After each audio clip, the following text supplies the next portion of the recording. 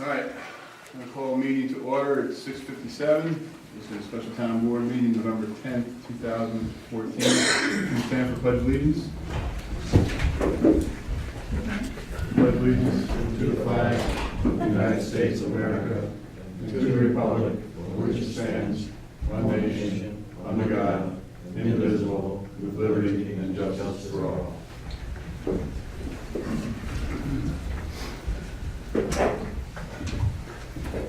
All right, so we've got a couple of public hearings here.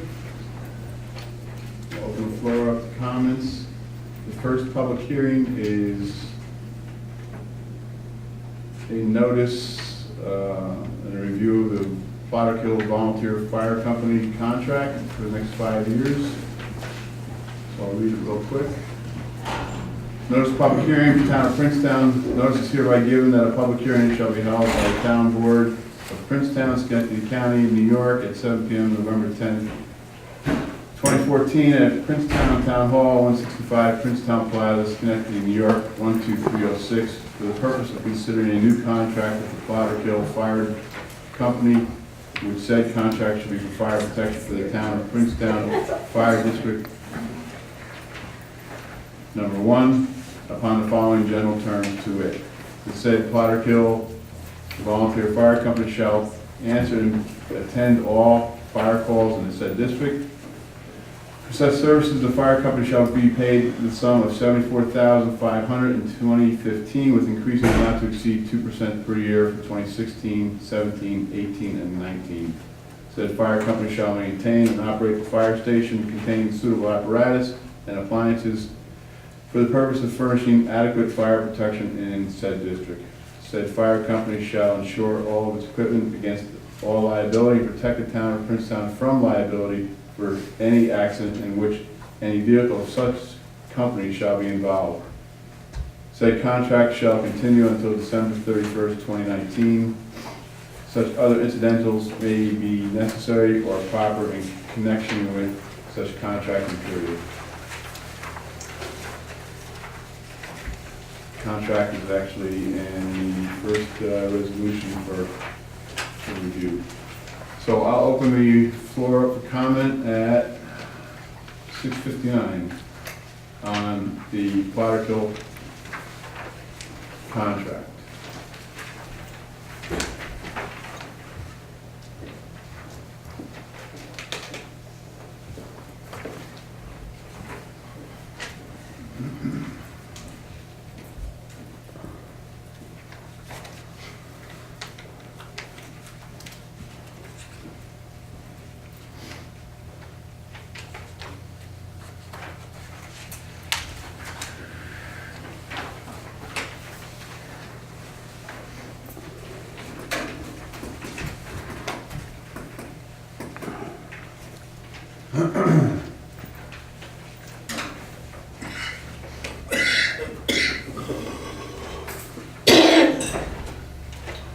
All right, so no public comment. I'll close this part on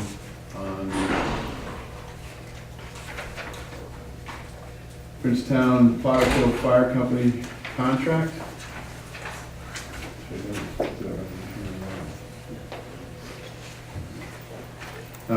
The second part of the public hearing is a review on the preliminary town budget. Notice Town of Princetown. Notice public hearing on the preliminary budget of the Town of Princetown for the year 2015. Notice is hereby given that the preliminary budget for the Town of Princetown for the fiscal year beginning January 1st, 2015, including general town funds, highway, water, sewer funds, and fire protection district funds, have been completed and filed in the office of the town clerk of the Town of Princetown, 165 Princetown Plaza, Princetown, New York, where it is available for inspection by any interested persons during office hours. The Town of Princetown, the Town Board of Town of Princetown shall hold a public hearing on said preliminary budget at a rescheduled meeting of the Town Board of Princetown Plaza, 165 Princetown Plaza, Princetown, New York, Monday, November 10th, 2014 at 7 p.m. At such hearing, any person shall be heard in favor of or against the preliminary budget as compiled and for or against any item or items contained therein. The following are proposed 2015 salaries for certain town officers of the town of Princetown. Supervisors, $7,994. Town council members, $5,366. Town clerk, $29,882. Highway superintendent, $3,500, and town justice, $19,548. I'll open the floor to public comment at 7:02.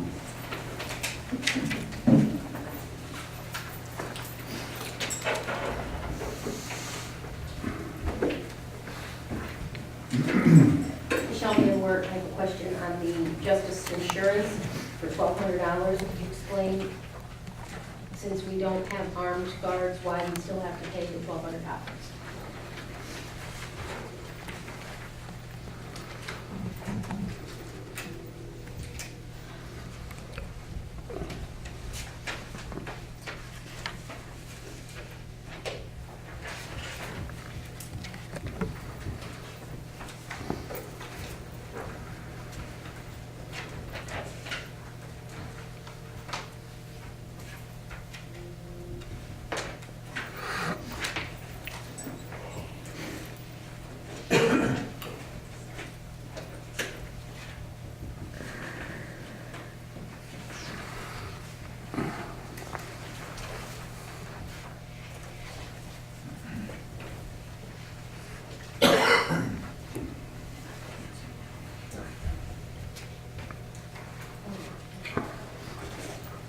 Any additional comments?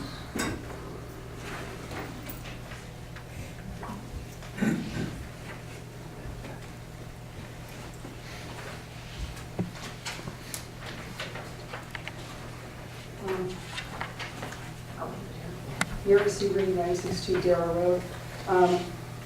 In conversation with Bob Myers last night, he had, I was asking him a few of the budget questions, and he just didn't have the information that I was asking for some of the questions. And I was wondering if you could tell me how much has been spent so far this year in the state, the state police capital budget line.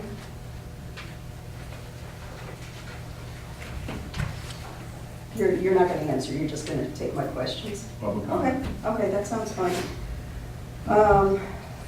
I'd also like to know why the increase in the capital budget for town hall, and also for the increase in the repairs for town hall. There's an increase in the budget. I had asked Mr. Myers why the deputy clerk budget was cut, and he didn't quite give me an answer, but he complained that Sandy, the town clerk, was paid too much. And he also said it's because she's not open 4 days a week, and that's what the town board had required her to be open. But according to the January 2nd, 2014 organizational meeting, resolution 14-22, the town board unanimously appointed Sandy Fortune as town clerk. They also approved unanimously a salary of $29,882. And they also approved a work week of 3 days, Tuesday through Thursday. And there was also a note in the minutes saying that those hours might be changed.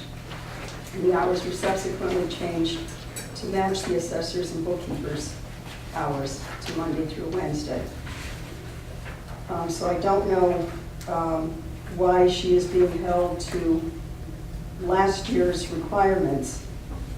Also in the past, from 2007 all the way up through 2012, the deputy clerk's budget had a range of $10,000 to $16,000 a year. And again, Mr. Myers approved all of these. In 2013, it dropped to $83.71, and I'm not sure if that was a budget or an actual. I couldn't get that information. And then the budget was dropped to $1,300 for this year. But I don't know the reasons that were given. The town clerk's budget has gone up between 2007 and 2009. It It jumped from $28,166 to $29,882, and that's where it stayed through today. And again, Mr. Myers approved all of this, so I don't understand where he's coming from when he says the town clerk is paid too high, because he voted for all these. And I don't remember if Mr. Gray was on the board. I know Lou was on the board for a couple of years too. So I just wanted to bring up that information. And do with it what you like.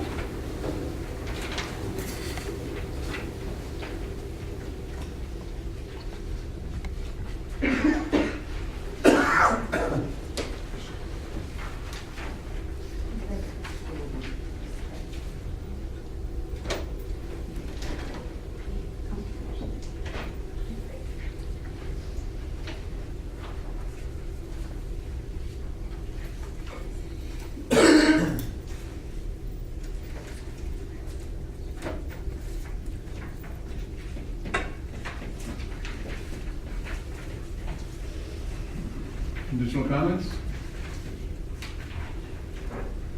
Carol McLean, Gifford Church Road. With regard to the tentative budget, I would request that the town board not pass as it stands. There's, and I'll just hit on the highest things. It is a well-known fact that when you do a budget, you overestimate, or you underestimate your revenues, you overestimate your expenditures, and unless a catastrophe happens, that's a good thing. A good way of doing it, and actually the state has said that. I did attend a meeting, a budget meeting, in which Mike Joyce did say the opposite. He said we want a tight budget, and then if there's expenditures, then we look at them, we really look at them. A, you've already put your budget in jeopardy, and B, I can't see where anything through 2014, anything's been really looked at, so I think that's absurd. But anyway, with regard to the revenues, I think if you look at the court revenues, they're way overestimated. It doesn't do anyone on this board or the town residents to overestimate. You should underestimate. You then go to, let's see, under assessment, you have assessor's assistant. If I'm not mistaken, and correct me if I am, the assessor's assistant makes a salary of $8,000, and there's, it might be $8,300, whatever. That assessor assistant should have a specific line with the specific amount. You have added all these things in here, and it's, I don't know, now it's at 12,000 or 16,000. Pardon? That's The bookkeeper? No. Oh, that's it, the same one. Okay, then, sorry. The bookkeeper for the supervisor. Is that the one that we had looked at? Yeah. Which is at a, everyone that has a salary should have a separate line, and the salary should be in that line. You know, when you create a couple of positions, which Mike Joyce has created a couple, they should have their own lines. Put them under a certain category, make them whatever you think they're gonna be, whether it's a salary and hourly, estimate that. And there's a specific line. You can't start taking money from here and adding it to there. If you look under justice, I don't know what justice is. You'll see the supply line. Somebody have justice? Supply line, what was the original supply line? 49.50. 49.50. For budget this year. And they went over, what's it at this point? Over 12,000. 12,000. I don't know if the board, does the board realize why supplies went to 12,000? If you're paying something else other than supplies, I think you should refer to that, or it probably should come out of contingency. But there's a lot of kind of odd things in this budget that I think the board should really look at before they, you know, put their stamp of approval on it. So that's my comment.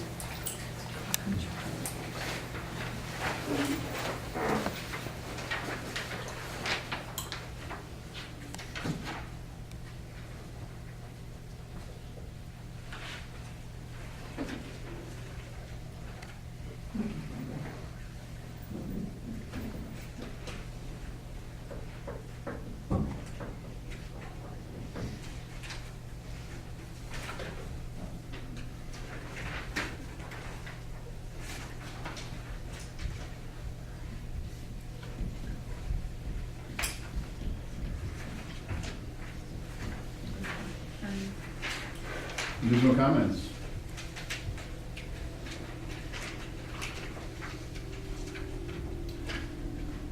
All right, I'm going to close public comment at 7:12. Thanks for everybody's comments, concerns. All right. We'll now open it up for normal privileges of the floor. At every regular scheduled town board meeting, the public shall have the right to address the town board during the portion of the meeting referred to as privileges of the floor, which shall take place after reports of town departments and supervisor. Members of the public wishing to speak during privileges of the floor may sign a sheet before the commencement of the town board meeting indicating his or her name, address, and proposed topic. Signing the sheet will dictate the order in which persons are recognized to speak and will assure the town clerk has the correct spelling of their names and address for the minutes. Members of the public restrict their comments to items of town business and to observe proper decorum while addressing the town board. Persons who become unruly, use inappropriate language, or who persist in speaking in terms not related to town business may be ruled out of order. Although there's no official time constraint, speakers may address one or more items in their comments. They should be considerate of others and try to limit the remarks to no more than 5 minutes so that all interested members of the public have the opportunity to be heard. I'll open up privileges of the floor at 7:14.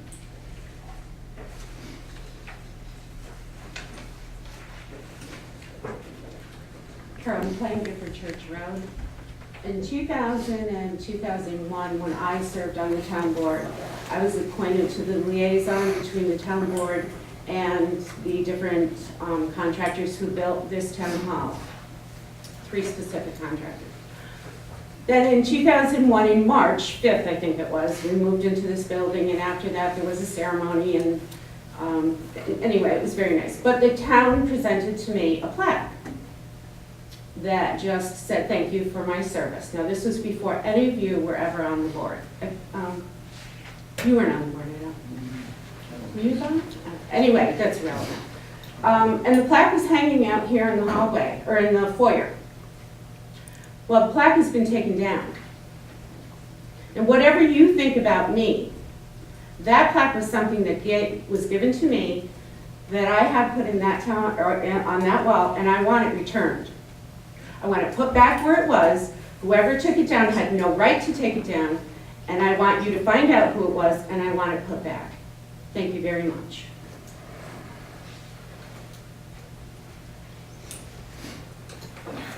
Michelle Danworth, 1924 Stockbridge Road. In the last newsletter, or maybe the one before that, Supervisor Joyce stated that the court revenues were trending and probably going to be ahead of the game. Well, as of August, the court revenues were $45,276, $45,276. So unfortunately, unless the town court can make up $55,000 in revenues, I believe that what Mr. Joyce put in his newsletter was false and really led the people to believe that there's no worries about revenues from the court. And his misleading statements in the newsletter, unfortunately, have wrested the people their thoughts about being a town tax. And I think his misleading comments are wrong.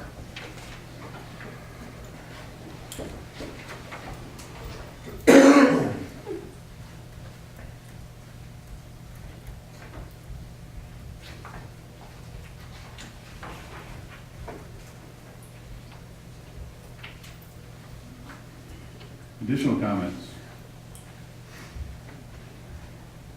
No, I wasn't gonna say anything, but I sit here, and I haven't been coming to town board meetings for that long, because I was never really involved in politics, but I mean, this has gotta stop. It goes on and on, things that happened years ago are being brought up. I mean, just move on and work together for the benefit of the town. This is enough. Enough is enough. Every meeting I come to, there's somebody arguing. It's just crazy. Do you get the newsletters that they put out? I I agree with you. You all need to is stop. public what I'm comment. telling you. You all need to stop, okay? It's all I'm saying. All of you need to stop and let Princetown be Princetown, okay? And let it grow. I mean, it's just crazy. Things are brought up that happened in 2000, 2001. I mean, to me, it's crazy. And I don't know all that. I don't know the history. I have a personal. Lillian, please address your comments to the You know board. that. And that's just how I feel. I mean, it's not against anybody, but I just say, oh my God, you know, like when I got involved with the town, it was because of my daughter. I knew no one on the board, no one. And they were very receptive to that. I don't, you know, I didn't know anybody. I knew a couple people that worked for the town. I knew Carol and I knew Michelle. Not, you know, but I knew them. But I didn't know anybody on the board when I approached the board. And I think that the town, that's one thing that the town has done that's really a good thing. But I mean, you know, focus all on the positive instead of this negative. To me, it just, you know, and it's not because of my daughter, it's just me. I just feel really, really bad. Come to these meetings and there's always argument. It's somebody being negative.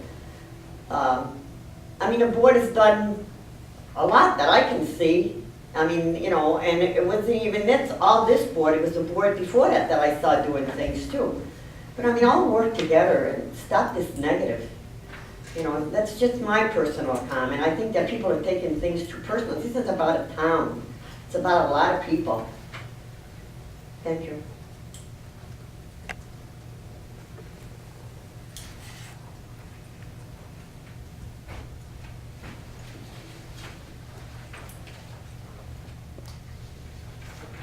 Additional comments?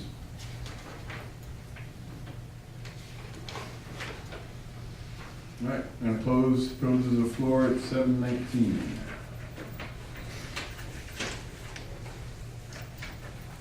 So the first resolution is going to be the authorization of agreement with Potterkill Volunteer Fire Company for the Fire District Number 1.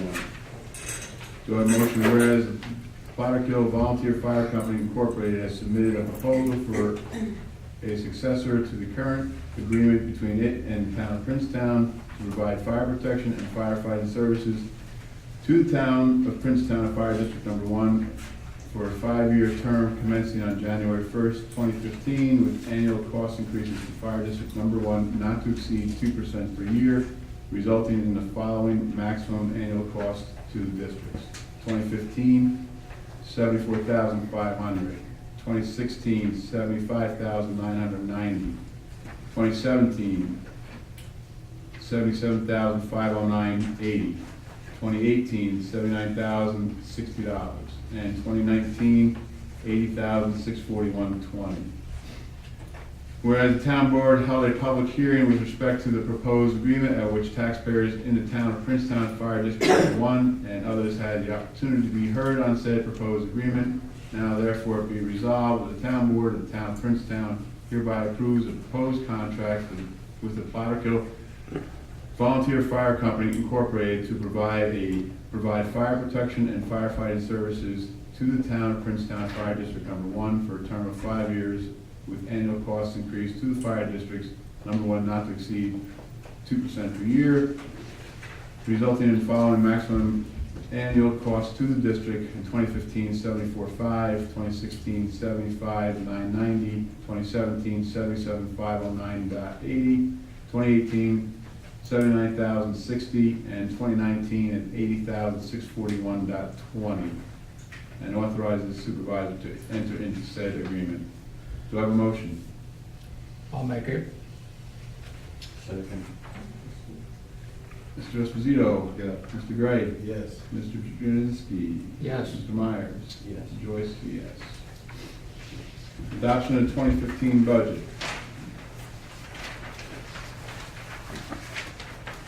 Whereas the 2015 preliminary budget of the town of Princetown was filed with the town clerk on October 29, 2014, and whereas the town board of the town of Princetown duly held a public hearing on the 2015 preliminary budget, including the general fund, water fund, highway fund, Potterkill, Pattersonville, Pine Grove, and Waynesburg fire districts, along with the 2014 water and sewer assessment rolls approved by the town board and filed with the town clerk. and heard all persons desiring to be heard on the matter, whereas no amendments to the 2015 preliminary budget have been offered by the supervisor or the town board after November 10th, 2014, and whereas the town board adopted the preliminary budget as amended at the regular town board meeting on October 28, 2014, now therefore be resolved that the 2015 preliminary budget as amended is hereby adopted and established in the 2015 final adopted budget for the town of Princetown for the fiscal year commencing January 1st, 2015. And be further resolved that the 2015 final adopted budget shall be spread upon the minutes of the special town board meeting in its entirety, and the town clerk should prepare and certify as provided by law duplicate copies of said 2015 final adopted budget, hereby adopted, and deliver one of such copies to the supervisor of the town and one copy to the county legislature as required by law. Do I have a motion? Before you do that, Mike, don't you think you should answer some of these questions that these people had on the budget? I don't have Mary Sue's information. About, well, I've got the resolution over here when we appointed Mary Sue at $16 per hour, 82 hours, and $1,300. And that was on your recommendation, if I remember correctly. So, I think that's what was her comment was. And that's what the budget was last year, $1,300. That's what it is this year. And that's what it is this year. So, that, If you look, they're showing in here that, it was 1,300 in the month of, January. That 1,300 was more than spent. Mm-hmm. And we put another $1,500 in, which made it 2,800. Remember, we voted for another 15, Mm-hmm. okay? Mm-hmm. You look at what we've spent this year already. In January it was, the deputy town clerk was $1,321.28. We had $1,300 in there. February, they didn't do anything. And then in March, 3/31, they're showing deputy clerk $292. And then they're showing in the budget, in the 2014 budget, that there's $43.86. Now, how did that go from 13 to 430.86? And as of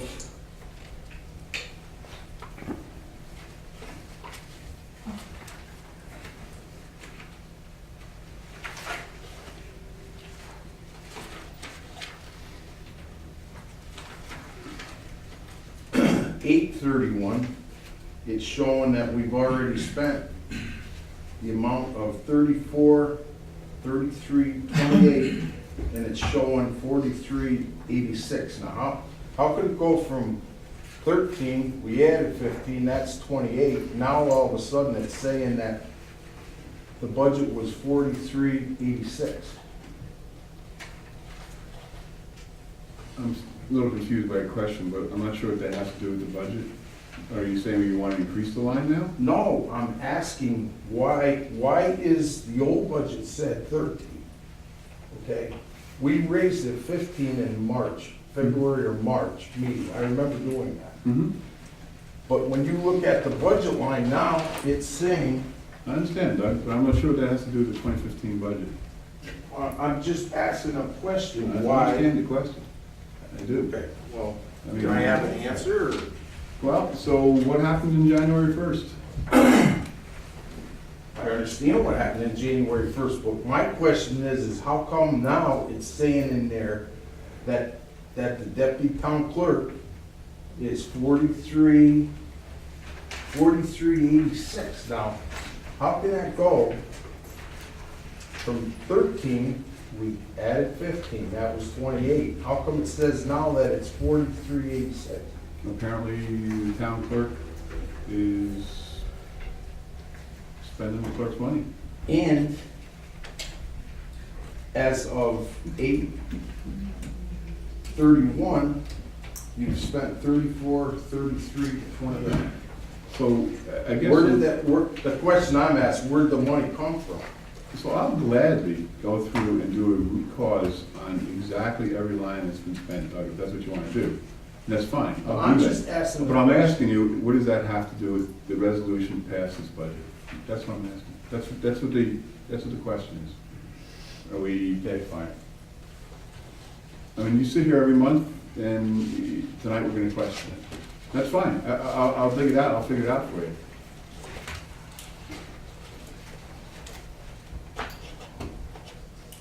On the bookkeeper's line, are we gonna make those changes that need to be where we can't be paying more than one on that line?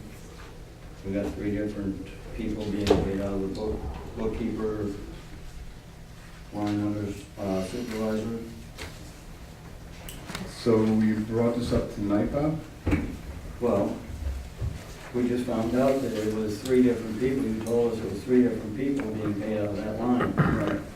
And as Carol just mentioned, she said that it has to be separate lines. No, That's not correct. that's not correct. Look at town board, for example. You have 4 town board members, and one line. But that's all the same wages though. You have 3 different people with different wages. But it's a personal service line, is a personal service line. So for the years, you had a deputy town clerk, there's 3 or 4 people on the same line. When you go to the water department, Deputy. excuse me, this is not open for public comment. Then tell the It's truth. not You need open to for know what public you're talking comment. about. You're out of order, that's once. Out of the water line, you pay the water assistants, the trainees, or whatever, there's 4 or 5 people paid out of that line. The same position. These are different positions. There shouldn't be 2 separate lines or 3 separate lines for this? Your town budget is different than the city budget. After speaking with the sheriff about it, I asked him that, he's doing the investigating over here, and he said there should be a separate line for, but he didn't want to render an opinion, he said he should come from the controller's office. Yeah, as I say, if you want to talk to somebody, it's the controller that you would talk to. This is the format of, your typical town budget. And you look at, cities that have bigger budgets and departments like the city of Schenectady, even when they'll say, like in a fire department, they'll have the number of firefighters, the number of fire lieutenants, the number of fire captains, and it's still just an aggregate amount there, but their personal service line is going to be broken out. It doesn't have a separate line for each person. They have hundreds of pages. Positions. So this is one meeting, it's not open to public comment now. Howard? Okay, so now back to that line then. The salaries of those 3 people, they all equal to 16,000. So again, Bob, this- 12,000. right, so again, this is the budget. Whether we put people on that line or not at the organizational meeting next year is a different subject.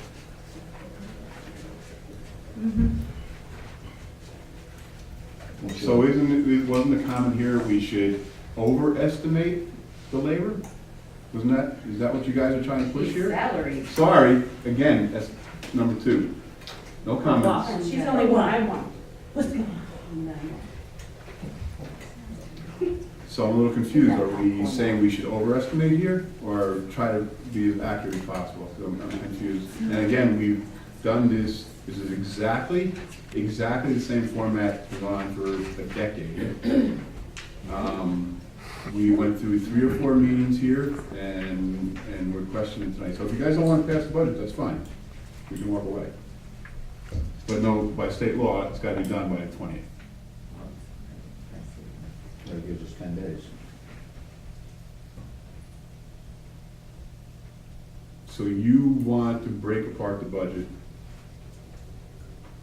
Is that what you're saying? Well, I think they've got I think Bob has got a point about it. I think it should be a separate line For what? for those 3 different jobs. Those jobs will be hired at, maybe, again, this is 2015, we're not even saying there's people there, because you haven't hired them yet to propose. Well, everything is proposed for hiring. So do we have a motion or not? I mean, that's really where we are. And if you guys want to turn it down, turn it down. I'll make the motion, Mark.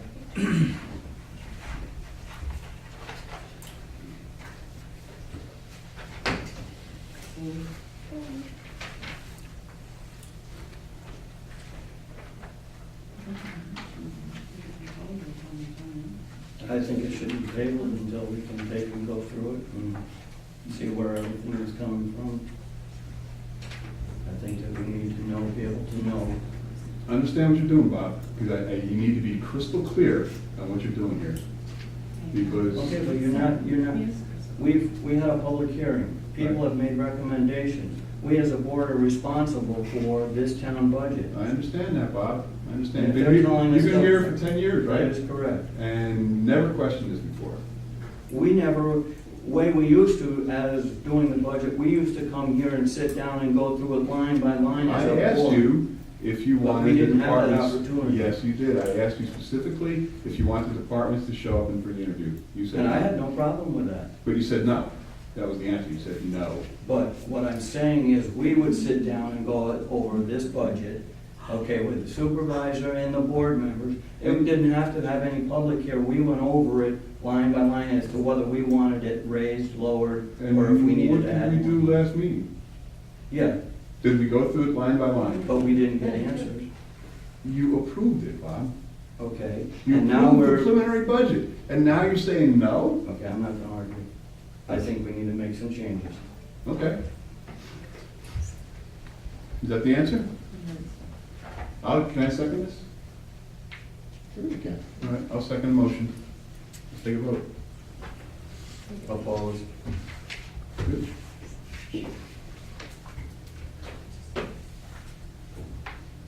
Doug? No. Okay. Lou? No. Motion fails.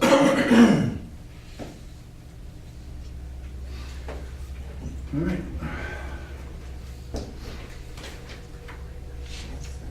Resolution to determine sufficient water supply and authorizing outside water district in agreement with Don Lucarelli. Do I have a motion? Don Lucarelli owns certain residential real property consisting of 4 lots, 2 improved residence and 2 vacant on Darrell Road, which are outside the town water district of the town of Princetown, and whereas Mr. Lucarelli has approached the town board for the town of Princetown as the board of commissioners for the Princetown Water District Number 1 to request an extension of the water district to his property as is not serviced by the public water supply from the town of Williamsburg, and whereas the town engineer has studied the situation and confirmed that the Princetown Water District Number 1 has sufficient capacity to supply Mr. Lucarelli's properties without affecting users within the district, and connection is feasible, and whereas the attorney for the town has prepared a proposed outside user agreement with input from the town engineer for approval, the property owner now therefore be resolved, the town board of town of Princetown, acting as the water commissioner for the Princetown Water District Number 1, hereby finds the water district has sufficient capacity to extend service to Mr. Lucarelli's properties, and be it therefore resolved that the town board hereby authorizes the supervisor to enter into a proposed outside user agreement with Don Lucarelli, subject to approval of the town board of Dwaynesburg and Mr. Lucarelli. Do I have a motion? I'll make the motion. That's All in favor? Aye. Resolution declaring proposed extension of water service to Double L Ranch as unlisted action for purposes of seeker resolution number. So you guys can read it if you want.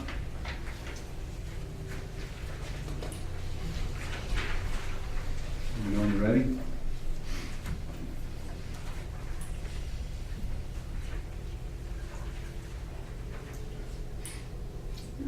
So do I have a motion? I'll make the motion.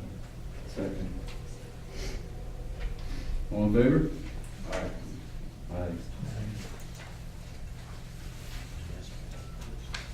Anybody opposed? Still reading it.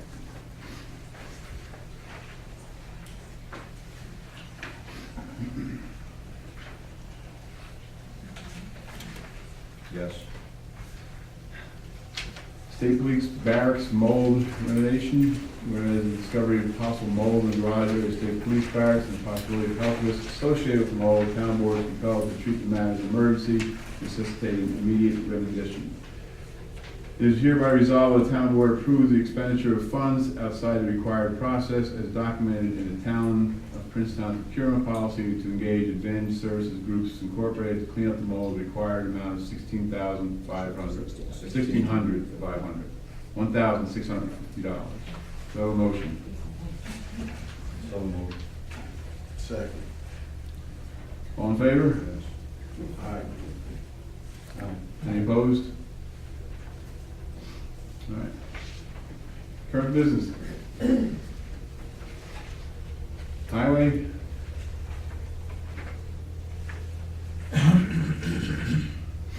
Water Department.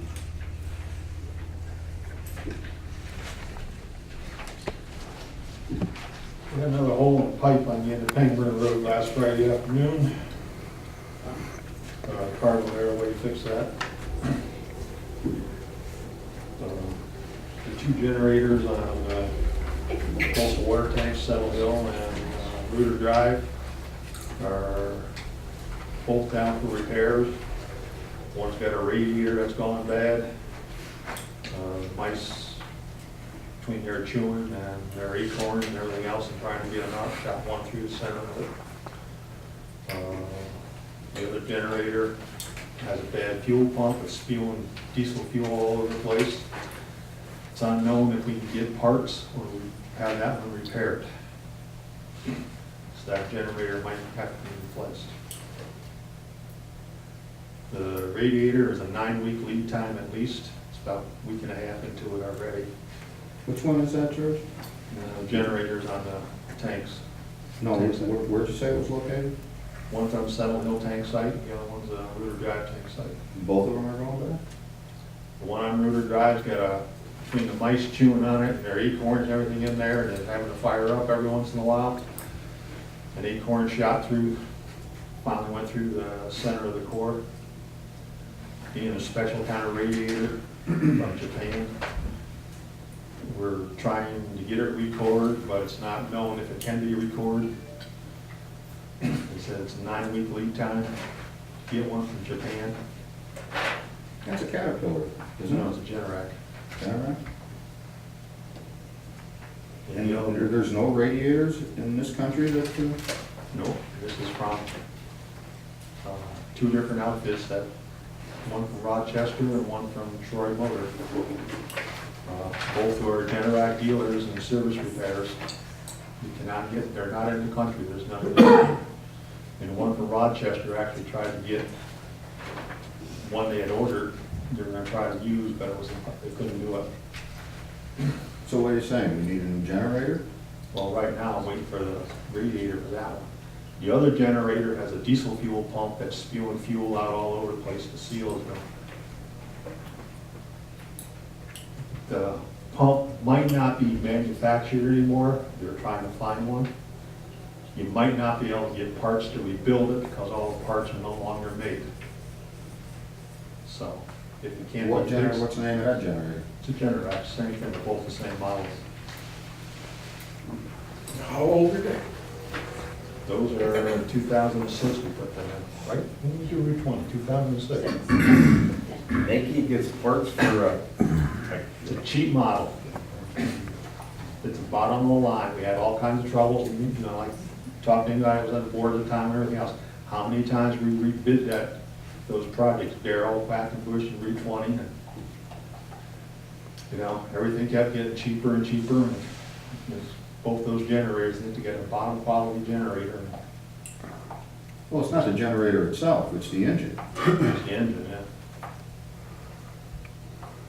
Geez, I find it hard, I know you're saying that, but the pump can't be rebuilt. You might not be able to get parts.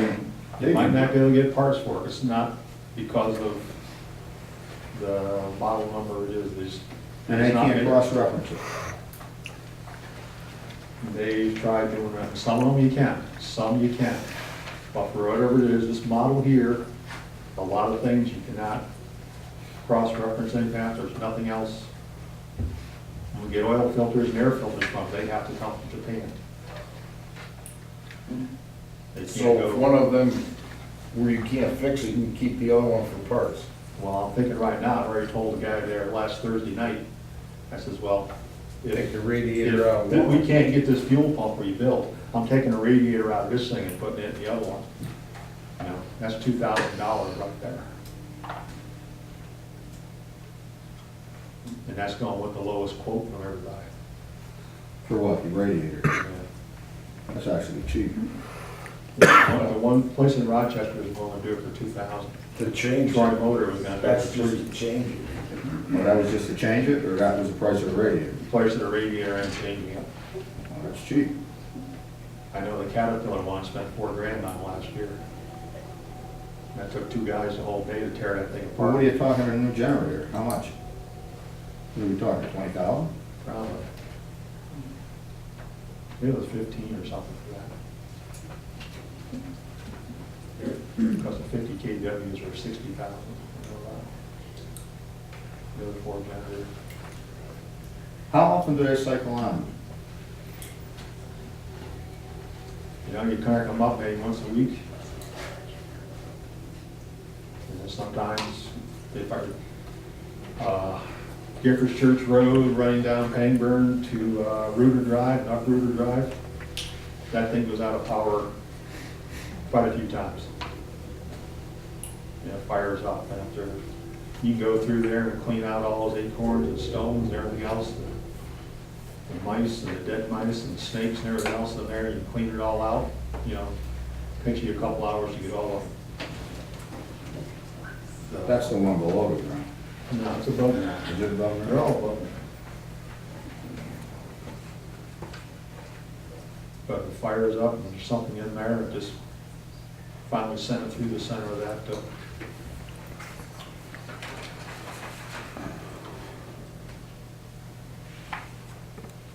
They haven't gotten back to me on the fuel pump yet. They've been working on that for the last couple of days. They know they rebuilt them, but right now, they're saying this model can't be rebuilt. So what's the bottom line, George? I mean, are these generators no good? Or is there a chance that they can be fixed? I'm not hearing that. From what I'm finding out, these generators here, if something happens to them, you can't fix them because there's no parts available anymore. They're not manufactured. So they're still working right now. They're still working right now. Well, both of them are down right now. Neither one can work. One because the fuel pump spews fuel all over and shuts down. The other one because of the radiator. It just overheats. Well, they got sensors onto them, and even if it drops down like a half inch in fuel, or a half inch on antifreeze, you can stick your finger in there, and it's just below the cap. Those things there will shut right down with their sensors. Got a little water shut off. Yeah. And don't take too far down for it to shut off.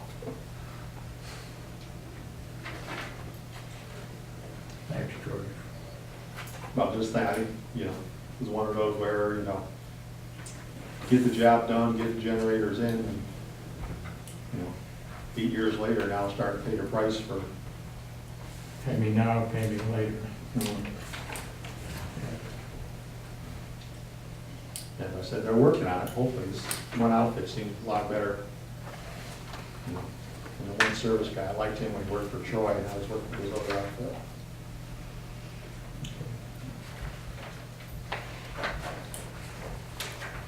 Thanks, George. No town planner, no code enforcement, no justice, no dog control officer. Town council, A request to move the town board meeting from 12:09 to 12:16. The town board is okay with that? Why we move it? Mike's on vacation. You got it first two weeks.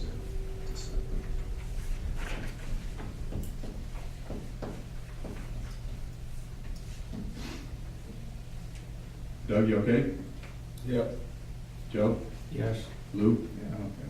Bob? Mhm. All right, Sandy, I guess you need some of those? Okay. All right.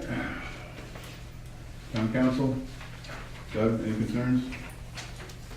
Yeah, the questions I asked were, before there about the budget, I was just wondering what, I asked, like, Michelle did say it too, but I asked that when we had that meeting the last time, I said about the money, for the money that's gonna be coming in. Yep, and I asked each board member specifically, do you want me to lower the estimate? And the answer was no.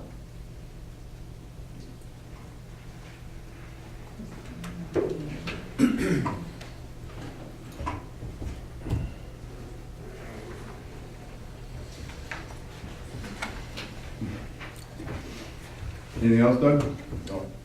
I will ask town clerk Sandy to break out the reports for the town clerk, deputy town clerks, so you can review them.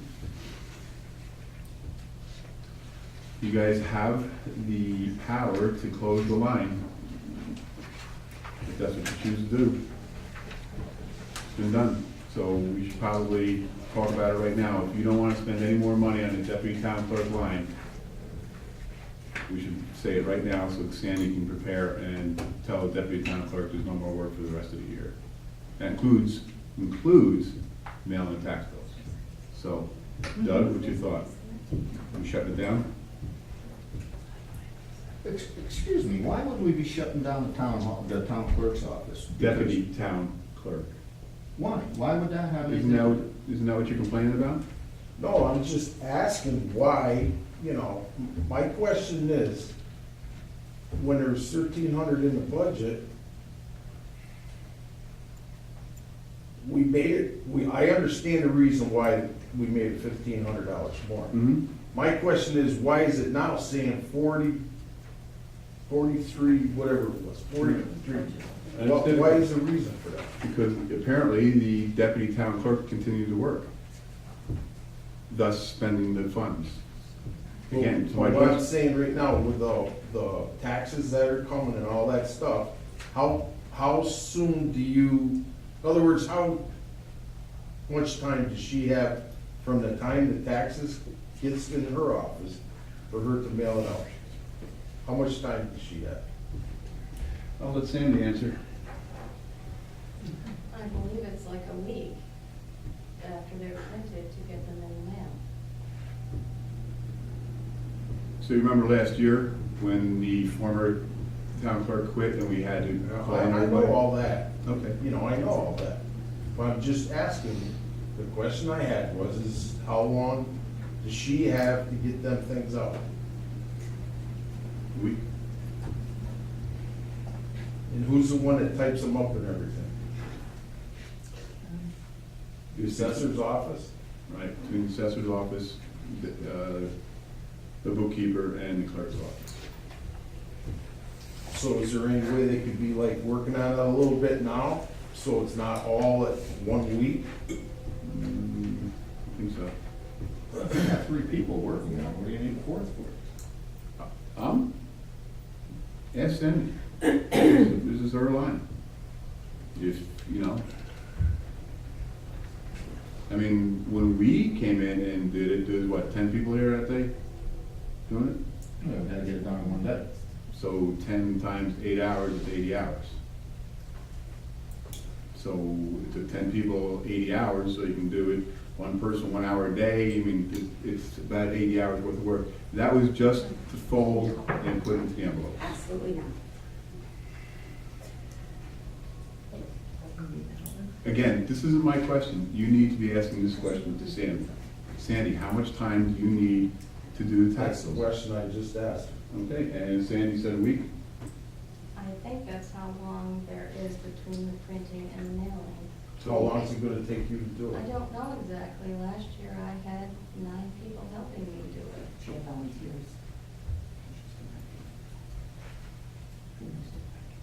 First you have to pull all the escrows out, and then you have to mail all the rest of them.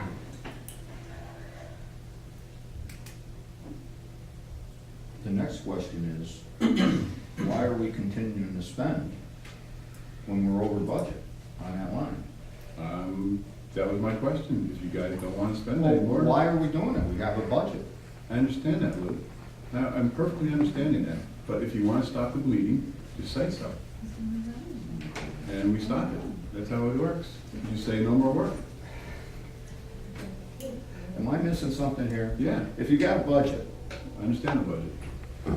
and the budget says it's X number of dollars, once you know that you're getting close to that number, Yeah. wouldn't you say, well, I can't use you this week, or I can't use you next week? You just can't go over the budget, and we keep paying without transferring the money into the line. You need to talk to Sandy. I don't know why you're referring this to me. You do the transfers every month. Again, if you don't want to stop the bleeding, all you gotta do is say the word, and say, Sandy, as we did last year, the budget is spent. There's no Well, more. that's what we did last year. Lou, I'm just asking a question. You wanna make the call? Just make the call. That's how easy it is. Same as we did last year. The answer is, after today, there's no more town clerk, deputy town clerk. That's how it works. That's how easy it is. And, it's not my call. You need to work it out with Sandy. Sandy, What do you think, Cindy, that you would need, like, to do the taxes? Do you actually need any help right now? That's number one question. Do you need any help right now? With the taxes? With what you're doing in the office now? I would say yes. When it comes time to do the taxes, what do you figure you're gonna need for that? Help pulling the escrows and then stuffing them all in the envelopes. So just give me a roundabout deal. How much help do you think you'd need? I really 2 of you can't- gonna be able to do it in a week? I really don't know the answer to that question.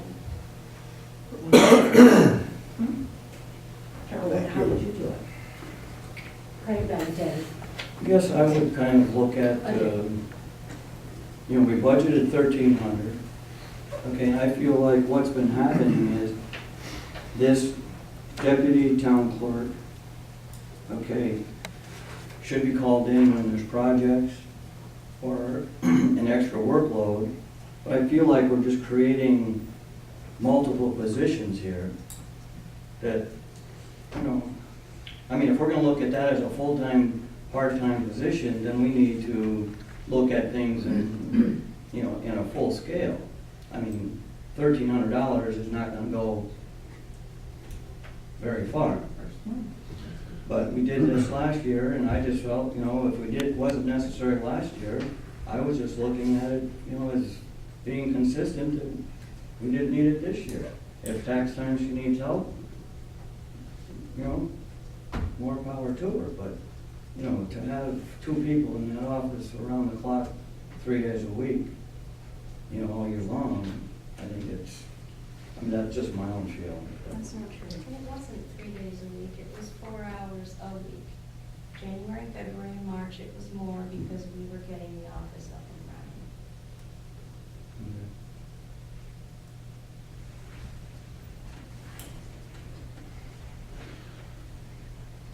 so Sandy, are you saying you tax time 40 hours for your deputy? As a guess? Sure. I don't know for sure. I haven't done it.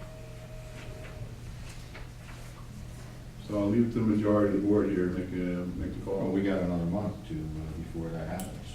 Well, I think she's scheduled to work next week. That's the point I'm getting at. If you want to stop it, you stop it right now. I don't think we have a choice. I'm just asking, Lou. That's all I'm asking. Just asking if you want it, shut it down, shut it down. That's all, that's how easy it is. You can say, we're not spending any more money as of today. Contact us the first week of December when you have an estimate on the tax effort. That's fine with me. We'll go along with that. All right, Sandy. Bob? Mhm. So that's the affirmative? Yes. Okay.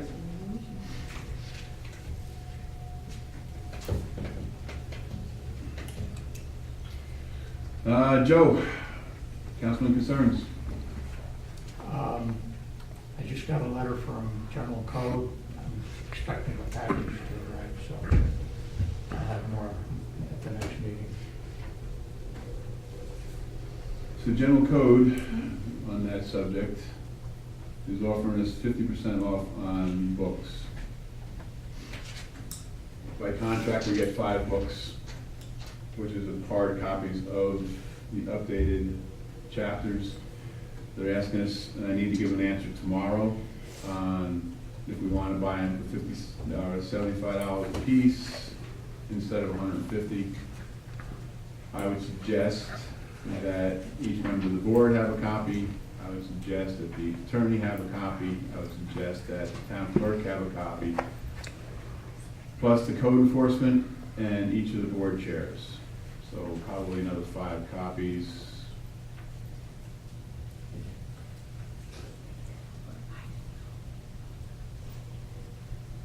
Somehow what's gonna happen when future changes are made? And then they get updated per the process. We have to buy all new books? Nope. So,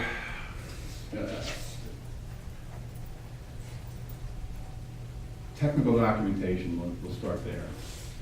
If you have, like a technical documentation, let's say for a car, so if a change comes out on a new fuse rating or something, they don't generate a whole new book, they just generate a new chapter. So what would happen is if, you know, a change was made to a chapter later on, they don't print the whole book again, they just update the single chapter. And it might even not be a chapter, it may just be a couple pages. They mail them out, so let's say we had 10 books, they'll mail us 10 revisions. You open your book up, you take out pages 1, 2, 3, 4, put in new pages 1, 2, 3, 4, close the book, it's done. That's the change, that's the process. Have we even voted on the final for all that? Nope, So why would we get books at something we haven't voted, had a final vote on? because the price is 50% off.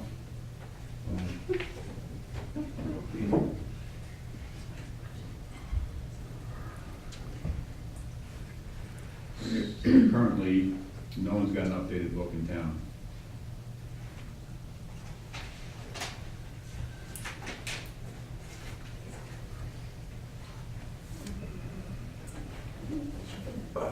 Five books would be $375. Doug, your thoughts? So 5 books, you need more than 5, there's 5 on the town board. Right, we get 5 copies. We start with 5. Oh, okay. So I'm thinking Mike So you Wade, need another 5. I'm suggesting another 5. 10 books. Well, purchasing an extra 5 at 50% off, so They've been Clerk. 50% off on the first 5? they're part of the whole package. Oh, okay. So I'm thinking the attorney, the town clerk, code enforcement, 2 chairs, 5. But I need to know by tomorrow, or I guess today, really.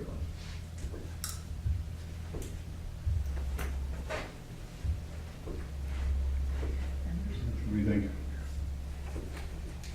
What's the rest then?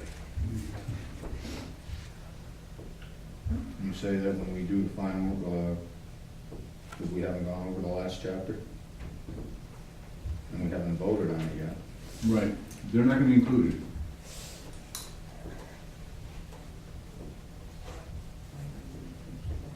Those chapters are not gonna be, what you're saying, they're not gonna be in that book at all.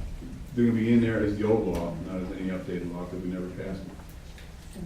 They're gonna be old laws. well, the way that Doug and Bob, you know, did it in 2006.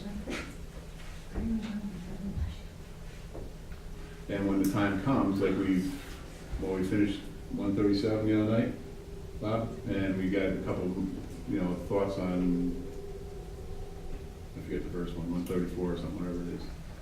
And we still have to have a public hearing on all of them, On the ones, yes. all the changes made, On the first 27 of 30, yes. yes. So tonight's question is about, do you want us to purchase books at 50% off?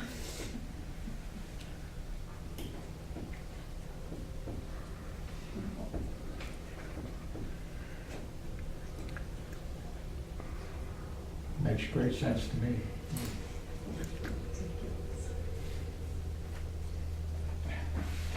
I don't know why we'd be purchasing the books when we're not done with it yet, but I don't understand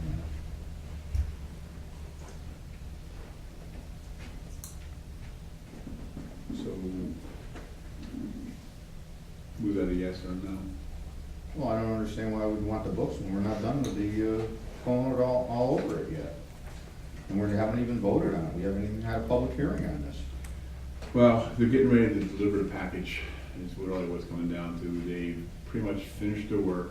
They're saying, we're going to print right now, do you want us to print an extra 5 versions? Because pretty much after tomorrow, it's going to the printer. So they understand, we haven't voted on it, they understand all that. They're assuming, since we approved all the chapters ahead of time, that, you know, there's a couple assumptions here, but anyway, all they're suggesting is, before they send it, you know, they close the job and begin to move it forward, do you want to buy books at 50% off? Unfinished. I'm one that's very conservative, and I'm all for saving money, but my gut feeling tells me I'm opposed to buying books ahead of time before we have, like it's been said, we haven't had a public hearing, we haven't even gone through and made changes to the last ones yet, so I guess I would have to say no. Okay. Lou? But I'm only one vote on the board, so. Yeah, I don't think we should purchase them yet. Okay, that's it. Lou, any updates? Yes, I've got some resolutions here we're working on today.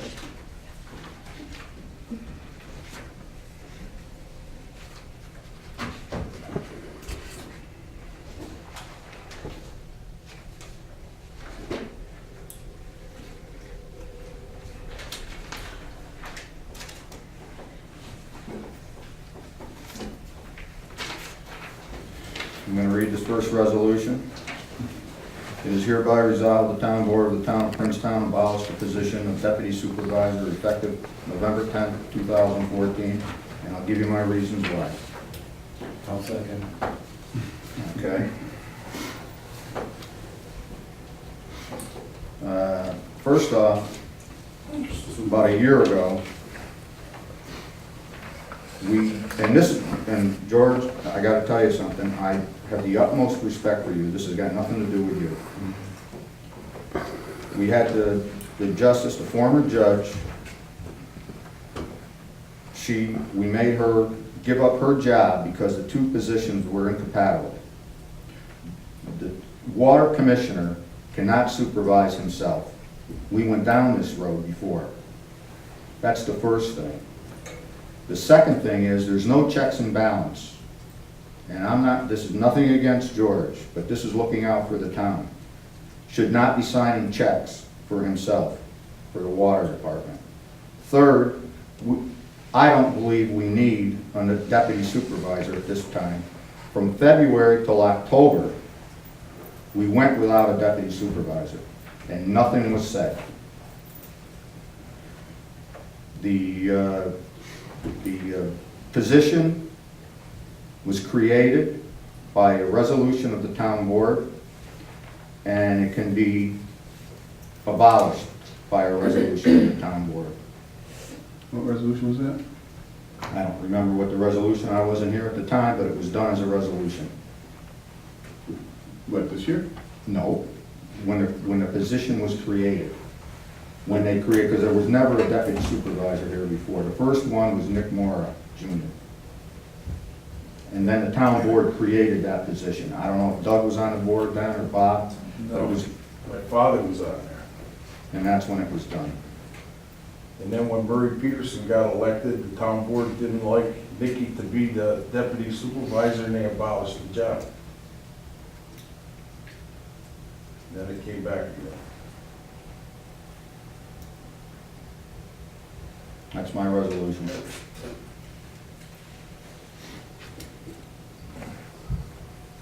It was seconded on, so it has to be acted on. I'm opposed because the track, it's here, it's not here, it's here, it's not here, isn't well defined. I don't know what the resolutions were, I don't know what the date is. I'm not gonna vote for this. It's fine. You want to read the roll, or you want Sandy to? No, I'll just let you know, nobody asked, but I'll let you know. It's- Deputy supervisor is a position that is in town law, New York State town law, that gives the supervisor the authority to designate a deputy. So it's, you can abolish the pay. From what I'm told, excuse me, Mike, from what I'm told, the deputy supervisor is a created position, and it can be created, it was not done by referendum, it was done by a vote of the town board, it was done by a vote of the town board, it can be abolished by a vote of the town board. That's what I was told.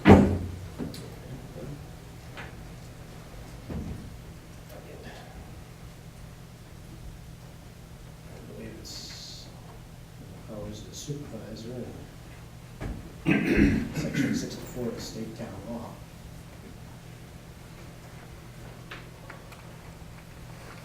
And it even states it in here.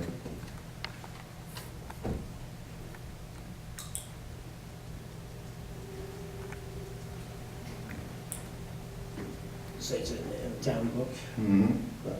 Says it in there that if there's no deputy supervisor, what's to be done? I was told by associations of towns, it was created by that, and was not done by referendum. It can be abolished by a vote of the town board.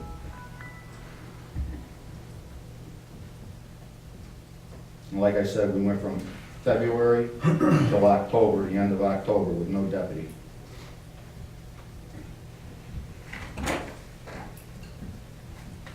You still have people's names that can write checks, right?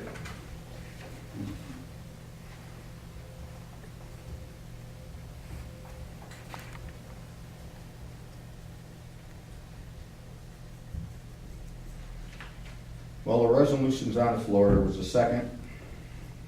Are you gonna call a roll? Well, I don't think Mike is done. I'm afraid Some so. of the internet, so a little bit slow. you got other resolutions? Yes, I do. Well, let's get this one done first. All right, well, we might have time to look it up.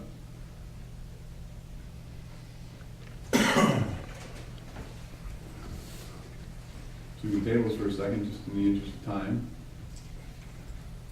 You got other ones? When we've been concerned about time before, it's only time at the rate.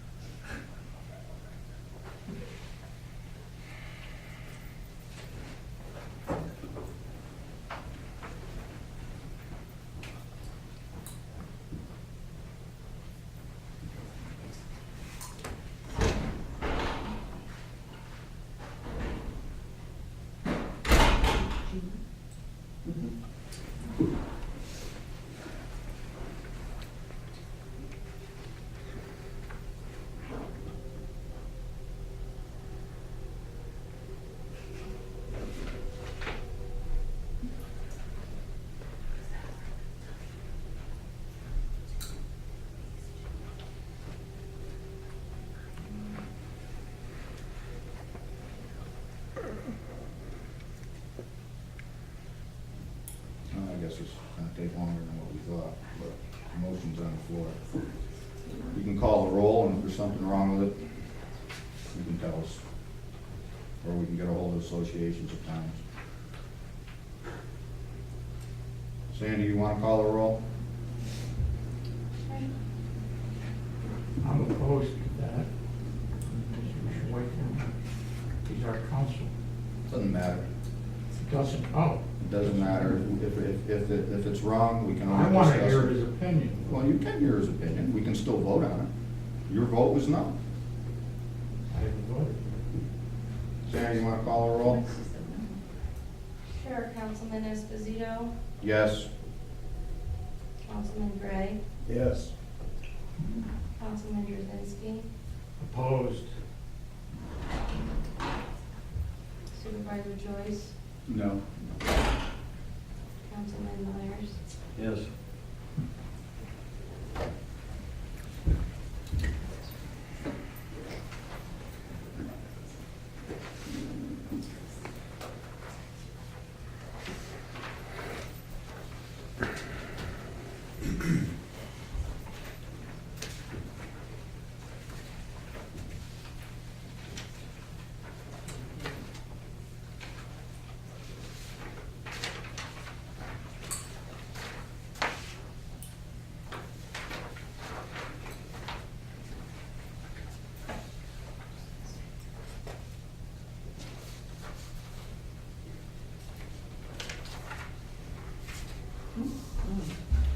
Another resolution here.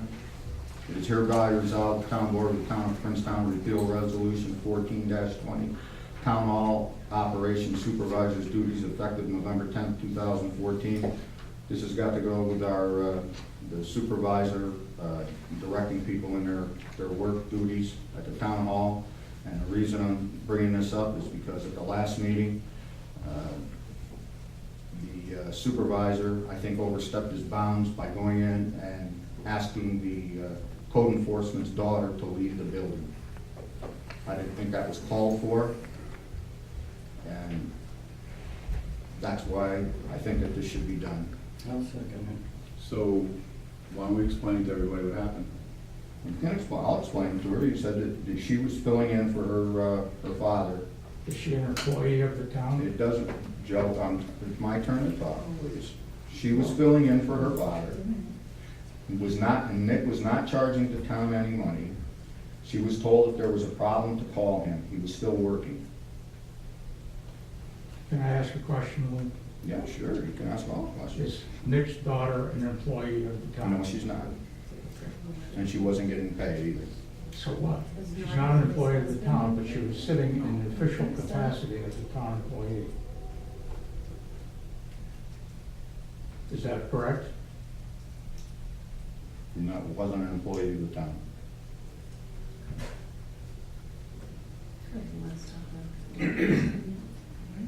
So when you hire somebody, is the expectation that that person show up for work? Yes, there are extenuating circumstances. I'm sure that you've not showed up for work on a continuing basis. There's been times when you've been absent. I'm sure of it. There's times when everybody's been absent from their job. But I don't ask somebody else to step in. But that's being responsible, having somebody there to answer the call to the So would it have been more responsible for to call me up and say, Mike, can you sit in for me? Would it have been more responsibility to ask one of the board members to step in? Would it have been more responsible to have anybody on the staff step in instead of I'm not even sure how old Nick's daughter is, but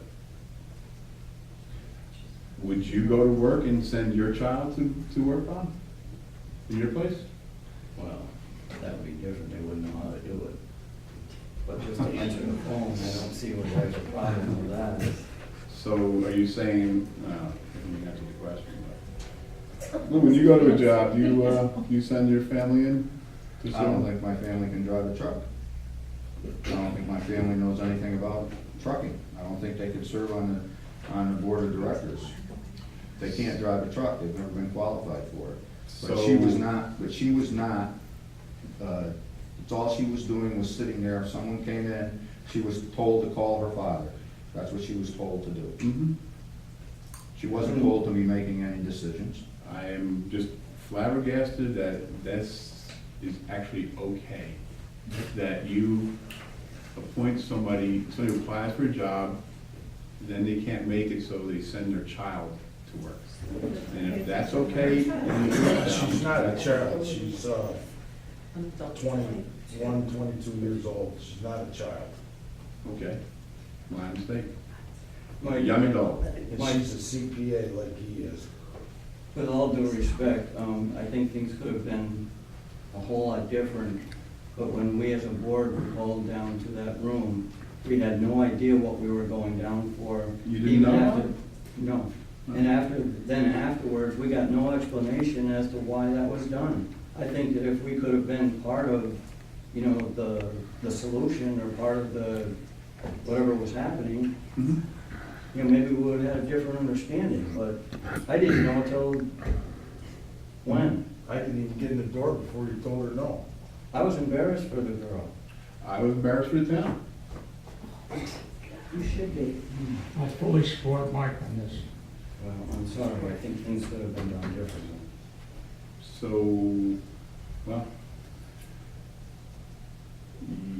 you hire a person to do a job, you expect them to call and, you know, just expect them to show up. And if you can't, then you call your peers to show up, to do something, provide coverage. I can't think of any place on the planet where you're gonna send your child in. Even though she's a young adult, I'm gonna rephrase that, a young adult. Bob, you said your family couldn't sit in because they don't know how to do the job. Lou, you said the same thing, but apparently she must understand code enforcement. But, just my opinion. So I'm fine with this. Well, somebody's got to call a roll. Sandy?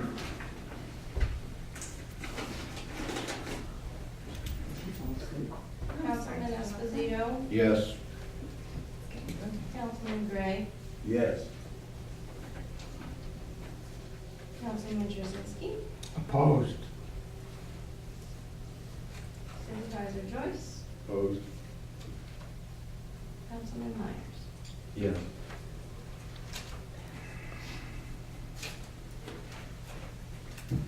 I've been busy today.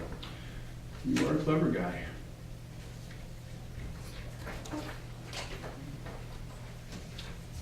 This has to do with another resolution for the same thing. I'll read it. And that one too. It's hereby resolved, the town board of the town of Princetown repeal town supervisor duties resolution number 12-92, effective November 10th, 2014. Has to do with the same thing. I'll second. Wait, I don't understand the resolution. It's hereby, the town repeal the town supervisor duties.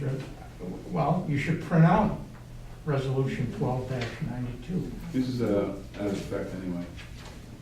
Is what? Out of effect. Okay. I didn't realize that one was. I know I was saying that one. That was the first one. I wasn't sure on it. Mm-hmm. So what's We're the pulling that one. That one not in effect. The one you just voted on? No, we didn't vote on that one. The last one I just handed you. Oh, okay. It's this one.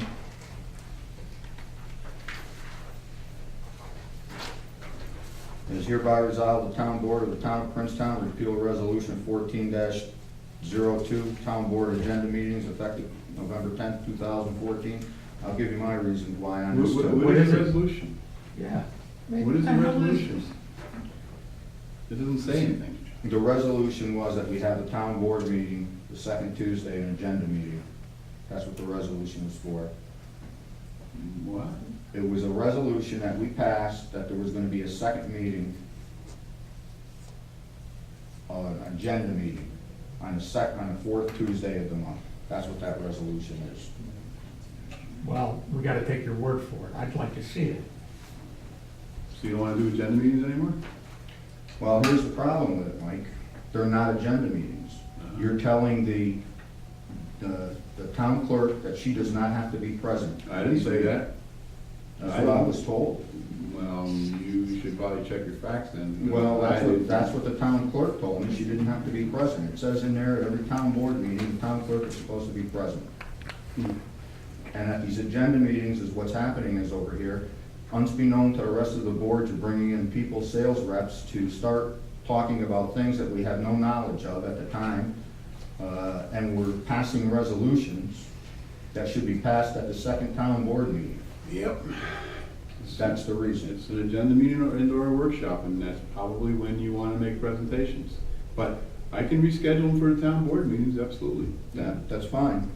So, was there a second? I'll second. So, let me understand, so just so we're clear, so there's no more agenda meetings?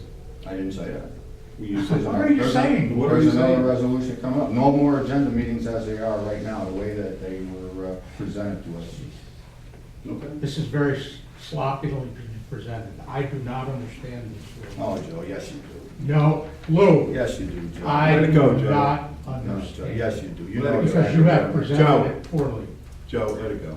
It's a little coup d'etat, so let him do it. Yeah, well, okay. It's interesting. So we vote on that one, or? Yeah, that's, Sandy, gonna take roll? Councilman Esposito, Yes. Councilman Gray, sorry. Yes. Councilman Jazinski, Opposed. Supervisor Joyce, Opposed? Councilman Myers. Yes.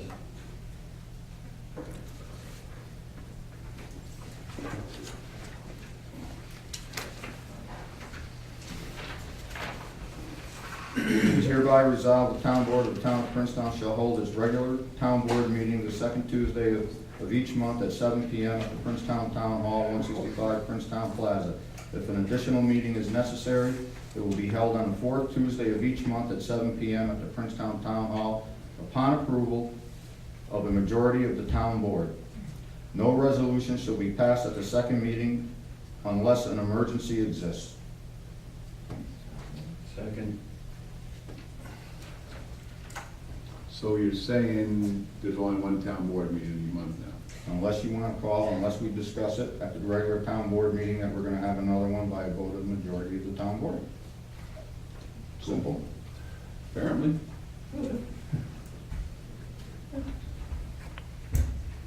Sandy? Councilman Esposito, Yes. Councilman Gray, Yes. Councilman Jazinski, Opposed. Supervisor Joyce, Opposed? Councilman Myers. Yes.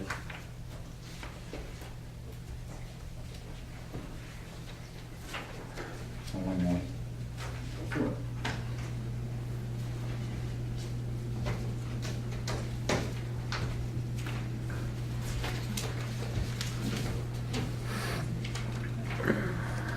It is hereby resolved that the town board of the town of Princetown agenda be posted and copies available the Monday preceding the Tuesday town board meeting. If a Monday holiday precedes the Tuesday town board meeting, the agenda shall be posted and copies available the Friday preceding the Tuesday meeting. Second.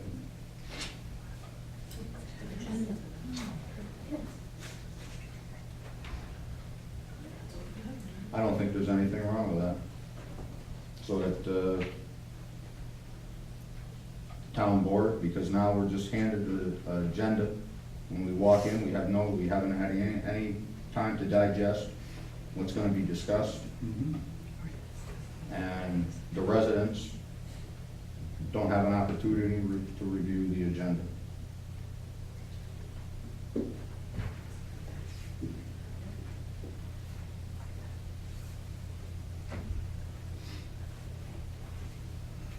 Comments?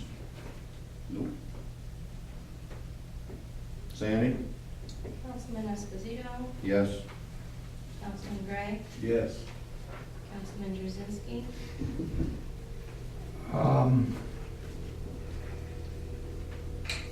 I'm not sure, I don't see anything wrong with this, but the way it's presented, the syntax of the resolution Ms. Collins, you know. Ms. No, I'm opposed. Supervisor Joyce, Opposed? Councilman Myers. Yes.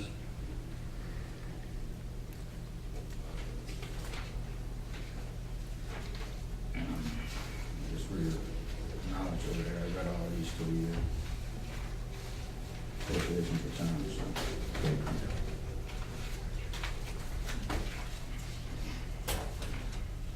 That's all I have, Mike.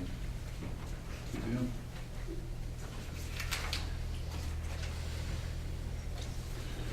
deal. All right, minutes approval. We have a motion, the minutes of the October 14th, the October 21st, and the October 28th meetings are approved. We have a motion. I'll make it.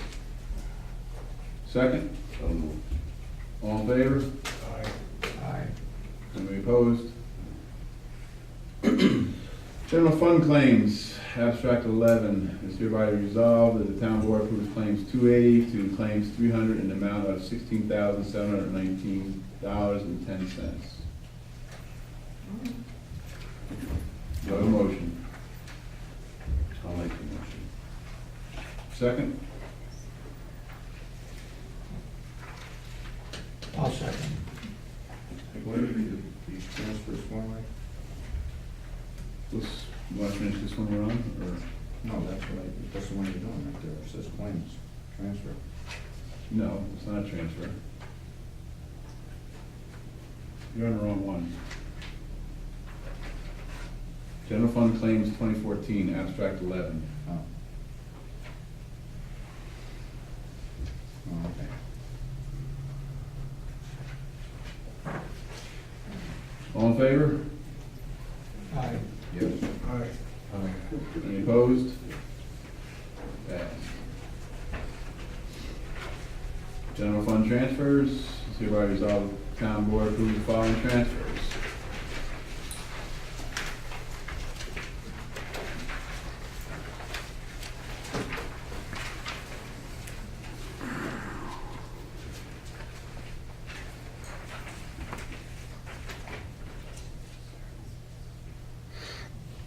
$852 from contingencies to the 111.104.1 supply line.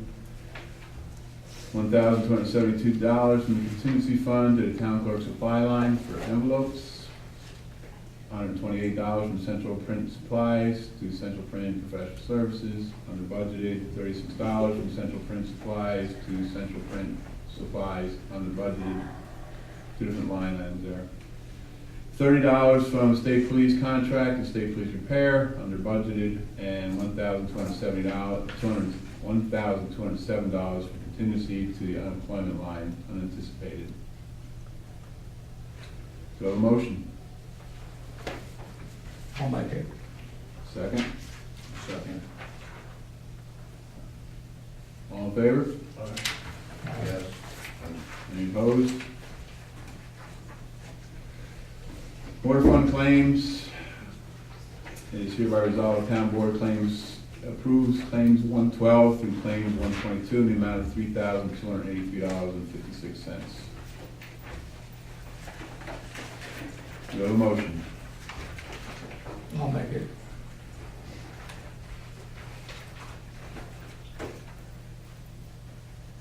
Second. All in favor? Yes. Yes. Yes. All opposed? All right. Closing comments. Floor is open.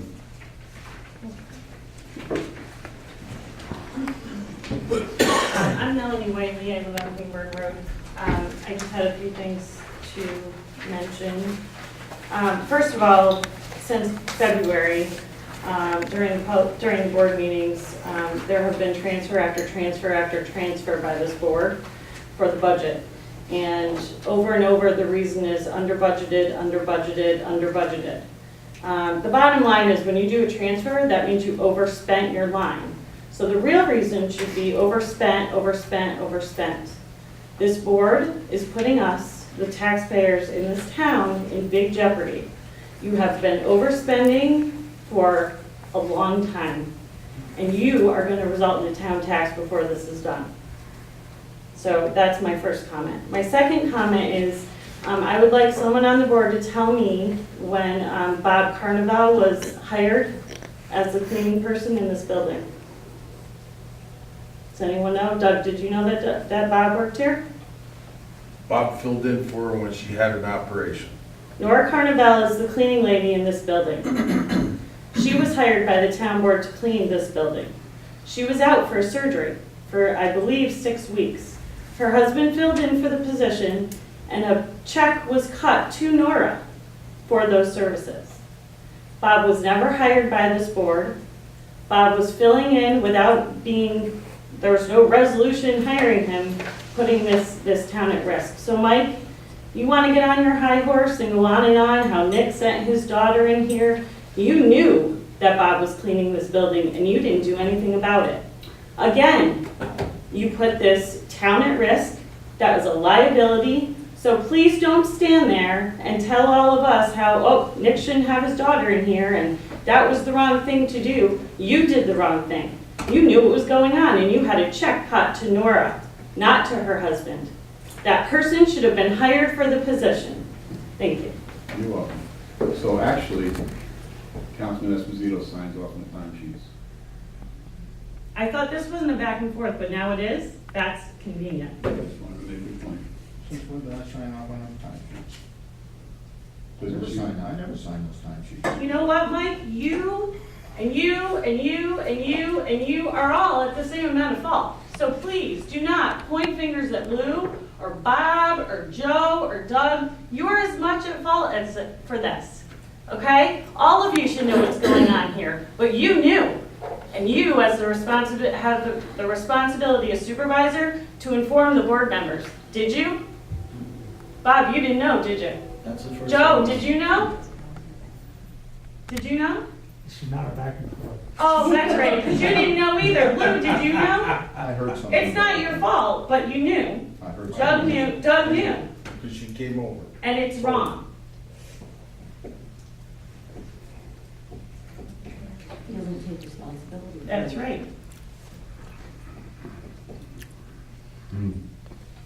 Or accountability.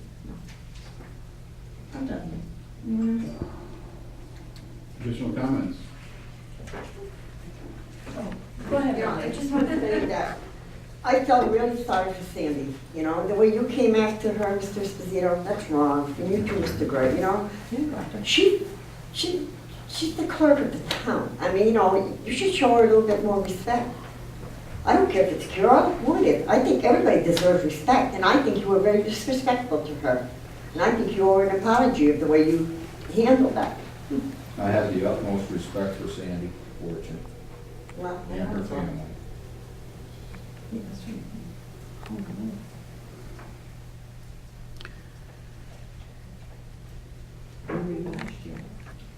Carol McLean, Gifford Church Road.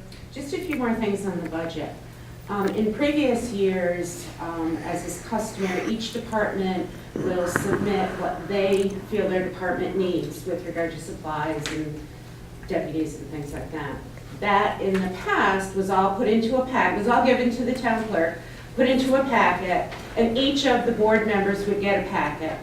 Then everyone would meet and go over each line item, and your justification would come from what the department heads had given you. And then if you had questions, you could always contact the department head. Since Mike was supervisor in 2012, I would assume it happened this year too, he does not share those with you. I don't know, you can tell me. I know the 2 years I was here, they were not shared. And that's how you put a really good budget together, working on it together. And I actually foiled for the submissions. I don't know if any of you asked for them or ever got them, because it sometimes justifies what someone wants in a department, or you can say, well, that's, you know, I don't think that's necessary, whatever your decisions might be. But I think that's important. Also, at the meeting that you talked about the budget, Mike was mentioning iCloud and new computers and things like that. New computers, I have no opinion, whatever. iCloud. we have plenty of room for storage. There's no necessity to go to iCloud, but again, not my thing. But you know what is important? Infrastructure. And no money was spent on roads this year, to my knowledge, and correct me if I'm wrong. So you talk about doing all these wonderful things, but you have to take care of the buildings, the water department, which is not general budget, but I'm just saying, there has to be money there to make sure George can do his job. And you have to take care of your infrastructure, your roads. And then when there's money left, if there's projects, but, you know, between E-code and iCloud and new computers and new this and new that, and then other things get left behind. So I think that's part of the budget that maybe you would want to look at also. I have a lot more, but I'll do it another meeting.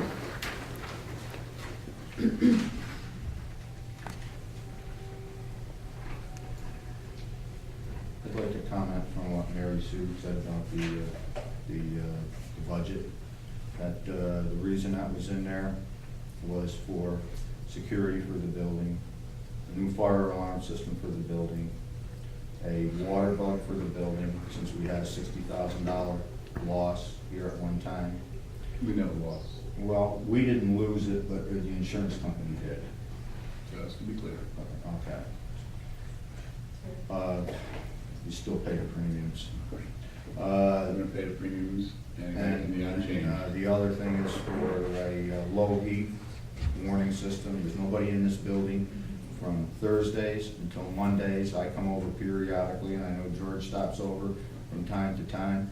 But as a general rule, there's no one here. If this building ever caught fire, it would be fully engulfed. I said 3/4. The fireman Marv said it would probably be fully engulfed before somebody even saw it from the road.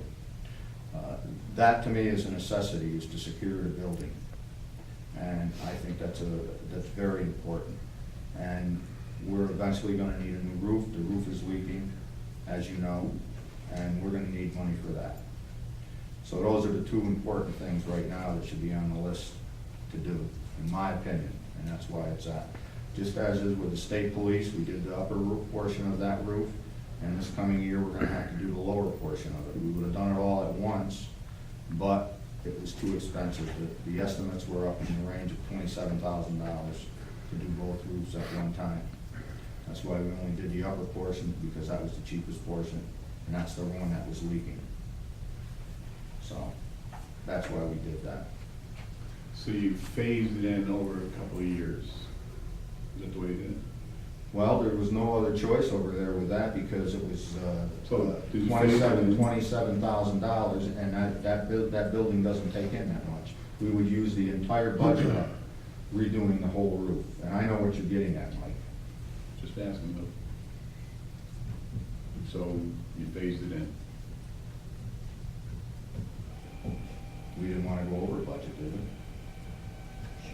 That's why you do a 5-year capitalization plan and you phase in projects.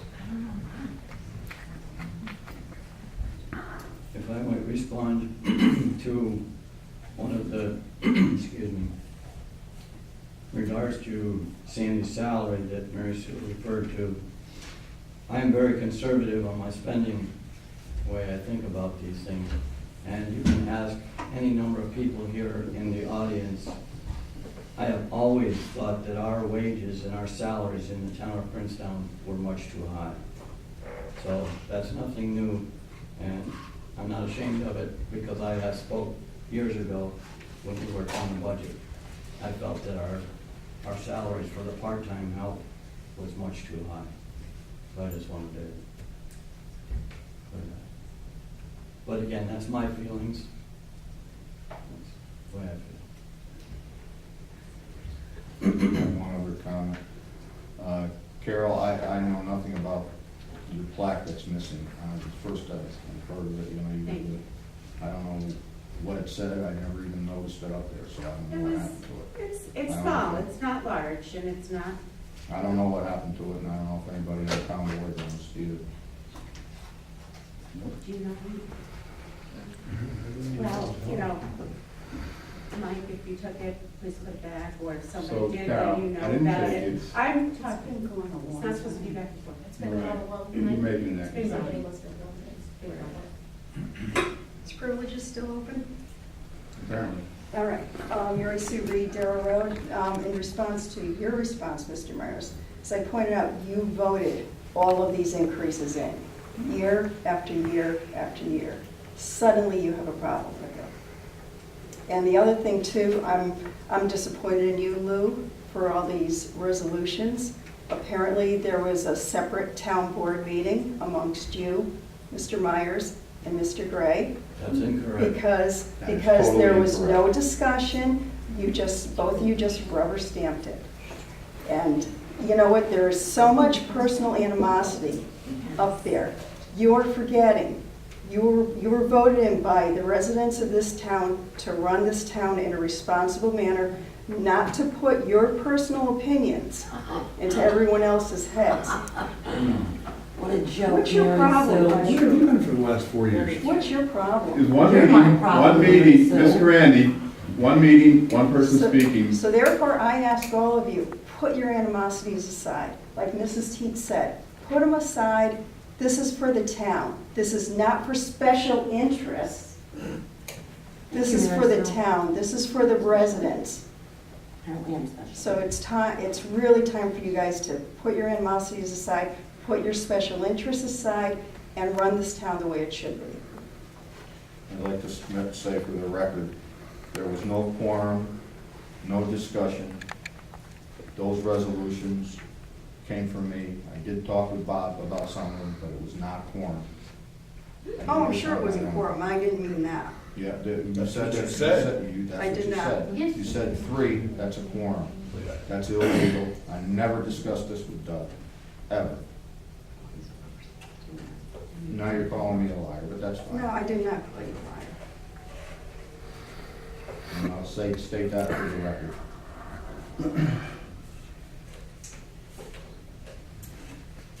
I think it's ironic that one of your resolutions said that the agenda should be published the day before the meeting. I never knew you had 6 resolutions to present tonight that were quite poorly presented because they don't even have the resolutions you were referring to. I feel like this was inappropriate and just not well done at all. But in regards to that, Joe, we as board members, we come every week and see things in the agenda that we're not aware of. But you guys just passed a resolution that said we gotta have it before the That's right. meeting. This agenda, And right? so that's what, okay, but you just violated your own thing, you know, From this day forward. by just throwing it right, boom. We're just trying to put things back in check and go forward from here. Yeah, from here. And if I'm not mistaken, if memory serves me correctly, when Supervisor Joyce was running to become supervisor, he got up on the floor and said, there's no reason that the agenda can't be posted a week in advance. It's actually a draft agenda. but,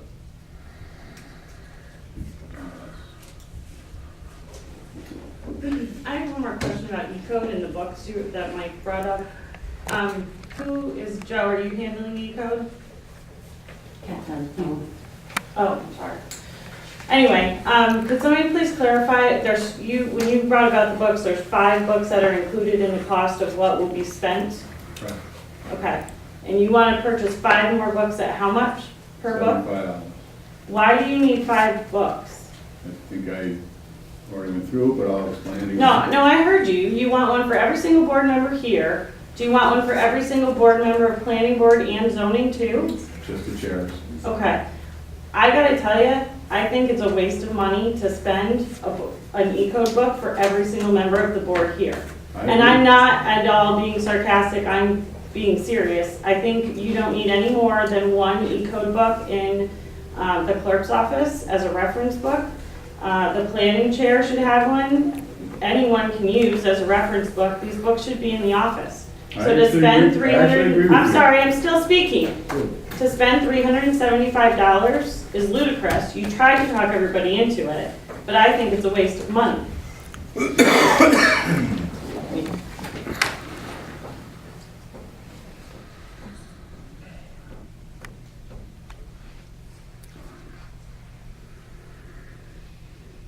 Additional comments? Mark Blessing, Gifford Church Road. I'd just like to ask the attorney, do we have an answer on whether we have to have a deputy supervisor or we don't? I mean, we discussed that, but I haven't heard it yet. What? I didn't hear anything back. Right. That's what I'm only asking. If the position were in fact only created by resolution, then it could be abolished by resolution. Once the position is established, it is just an appointment of the town supervisor, and the deputy serves at the pleasure of the supervisor. The board sets the salary. If it were a position that was adopted by local law, then it would have to be, if you're going to abolish it, you'd have to amend the local law by another local law. So it would be helpful to know back when it was done, just how it was initially established. Thank you. We don't know that, right? Well, not from what was presented here. Right. That's, I just wondered, one more comment about the $1,200. If you could tell me why it's still $1,200 when we only have one unarmed guard now, the rider on the policy for the town of Princetown. I will go look at the, Okay, if we can save half of that, since we only have one person and he's not armed, maybe they won't require the same coverage or that same amount. appreciate the comment on security from former judge. I don't like your sarcasm, Mike. You don't have to be sarcastic. Well, last year, when we asked to negotiate down to one, you had, You have one. That's not the issue. That's not The what I'm issue asking. is I understand why the issue. the insurance is what it is. I will find We're out. trying to save money, you like to spend it up there. Right. So I'll try to get you an answer on Thank the you. lines. Additional comments?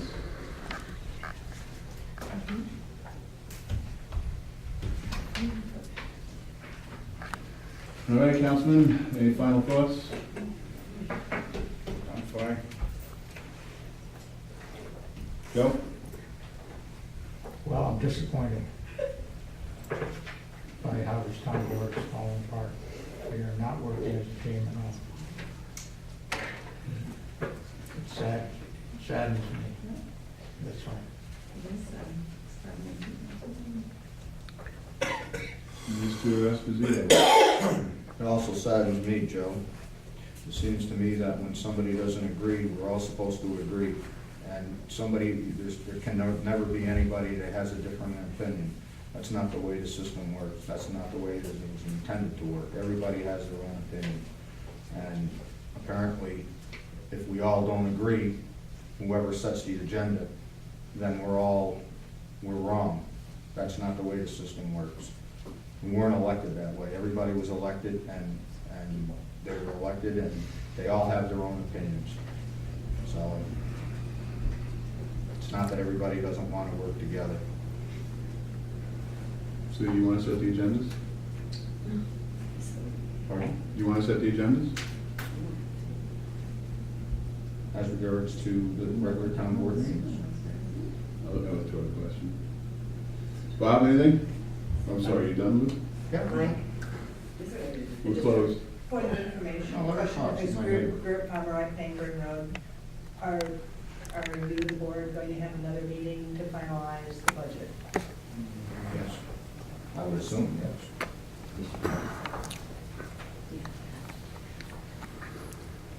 I'm gonna assume so, but, and when I talked to Mike, I'm looking at Thursday morning, 9 AM. When nobody can come. Well, so strangely enough, is we went through 2 or 3 meetings here, we really didn't have any questions, but apparently tonight we have all kinds of questions and we want to create new budget lines. Now, I'm not sure if the tool can even create new budget lines. So I can understand everybody's concern. This might not be as easy as you think it is. It just might not be as easy as you think it is to create a new budget. especially to add different lines. But I'm sure this was all thought out very carefully when we made these decisions. So, by law, it has to be done by the 20th. So I'm gonna ask the board, how do you wanna proceed? Because we need to get Isla in here, we probably need to get in touch with, well, I'm not sure how the budget software works. I really have no idea. I have no idea the extent of the effort it's gonna take to, I'm not even sure what the questions are, but we'll figure them out. I'm surprised that this is the budget, same format. It's been going on for decades, but now we have questions, but that's fine. Just not sure we're gonna be able to break them out the way they want without a major surgery. So the board needs to understand what its actions are gonna do and the possible, I'm not sure what we're gonna do. I really don't. But we gotta bring in the town, or the bookkeeper to see it.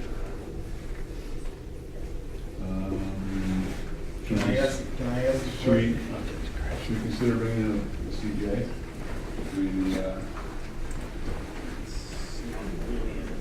CPA again. There's no list of it. So,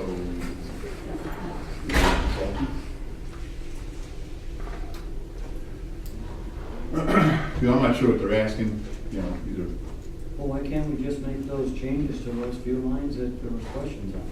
What exactly is your question, Bob? And which line exactly, and what is it exactly that you want us to do? Okay, well, it was brought up tonight about the judicial there, why we have 90,000. Shouldn't we back that off? You know, And then I just one or two okay, other if lines. you want to ask your question, give me a chance to respond. Okay, but I'm just saying, But- there's only 2 or 3 lines, so why can't we make those changes? Well, right now? Instead of having another whole meeting, I mean, it's not like a rocket scientist that we have to figure out, okay, so we gotta make a different line for another, If it's okay with Mike, if we can change those figures? I understand. So if Mike thinks it's okay, I don't know the law, I'm fine to make the changes on the fly. Is it local, is it good? Do it that way? The board can make recommended amendments to the budget. And All right. in the final budget, you can incorporate the amendments. So what do you want to set the fines at?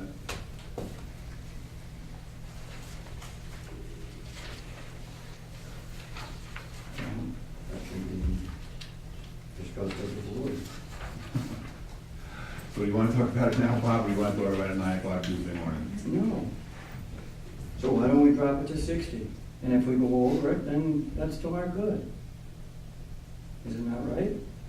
Unless I'm misunderstanding. No, it's always good to go over revenue. Doug, 60 good?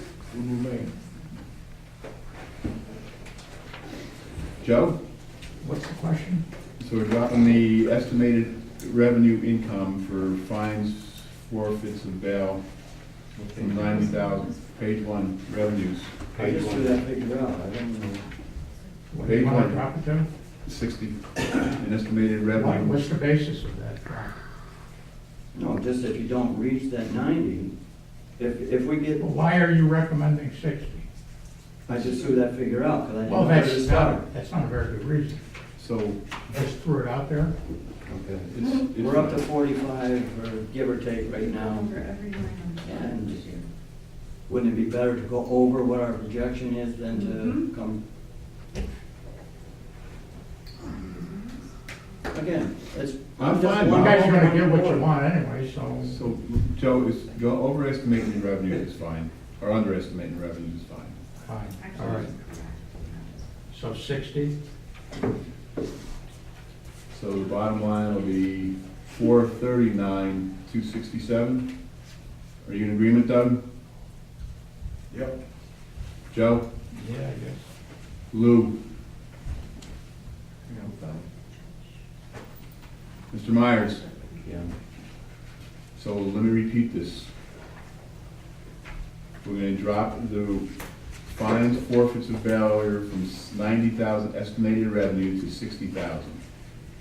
Thus, dropping the preliminary overall revenue target from 469,267 to 439,267. Even though it's not an official vote, are we all in agreement? Yes, I am. Joe? Yeah. Lou? Yes. Bob? Yes. Okay, that's the third time we've done that. Really? How good? What's next, challenge? Well, the only other one that I was concerned with, I mean, that I recall hearing was the line where we have three different, people being paid out of it. Mm-hmm.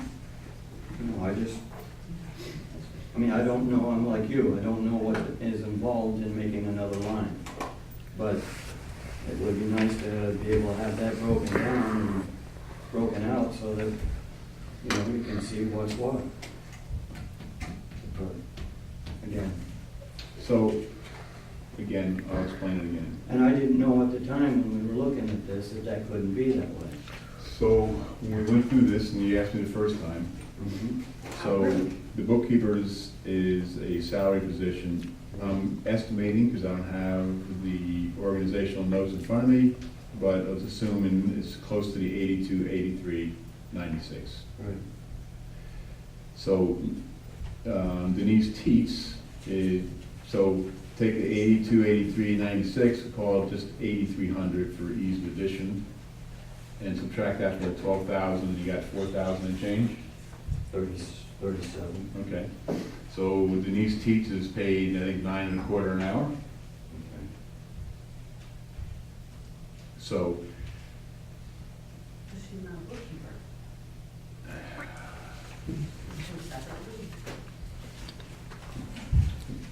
so are we clear? I mean, again, we can try to break out software and see if we can drive another line. She's not a bookkeeper. Okay, look, there's one meeting here, please.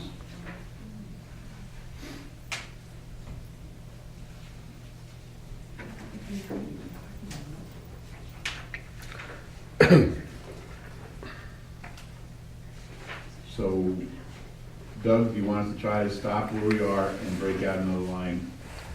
Because I have no idea what it takes to break out another line in the software. It's not a big deal, it's very easy.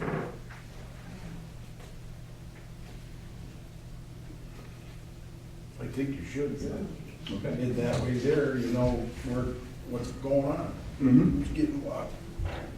Okay, is 9 AM Thursday morning good? Why do we have to have a meeting to make that change? I'm confused. Doug says he wants to break out the line, and you're saying you're okay with my explanation. It comes in the organizational meeting where it's kind of listed out, you know, position by position. You guys need to tell me what you want me to do here, because I'm confused. You need 2 lines. And I just want you to know that it's maybe not that easy.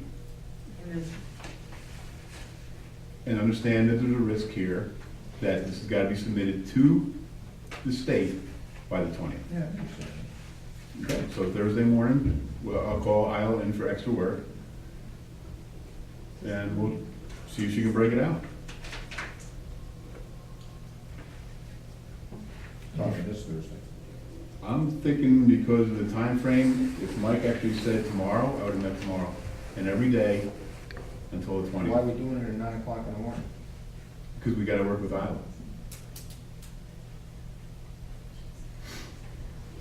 What? I can break it out on the paper, Lou, I mean, Well, I mean, why does it have to be 9 o'clock in the morning? People have to work. I understand that. I do too. Why isn't it like we normally have our meetings, 7 o'clock at night, 6 o'clock at night? I think that's up to my discretion. That's if everybody can make it, I can't make it. What other line issues have you have a problem with? Those are two I was concerned with. So that's one. Okay, that's two. Why don't we just deal with it at the organizational meeting? Right. Mike, can we revise the budget, Oh, no, like Yes. after no. the beginning of the year? Well, you would already have the money in place and a personal services line. So at the organizational meeting, you're gonna set the salaries for whoever the town employees are. They already do that. So that makes sense to me, to just put this off until the organizational meeting.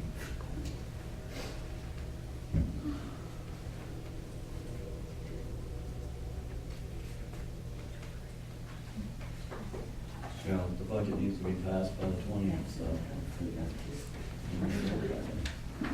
What? I said it won't work that way if we gotta have it. Well, we'll pass the budget and then address the issue that you brought up at the organizational meeting. I don't see the problem with addressing it now. Or, you know. Well, Mike just explained, Okay, so what about Tuesday night, next week? I'm not gonna be here. So Thursday at 9 works for me. Okay. Thursday night's no good. Well, we got a court appointment Thursday afternoon, right? So Thursday night, it's not, doesn't work. I've got commitments. Wednesday night's no good. Court? We've got another meeting down there. Of course, over by half hour. It's over at 6. So what other lines we got issues with?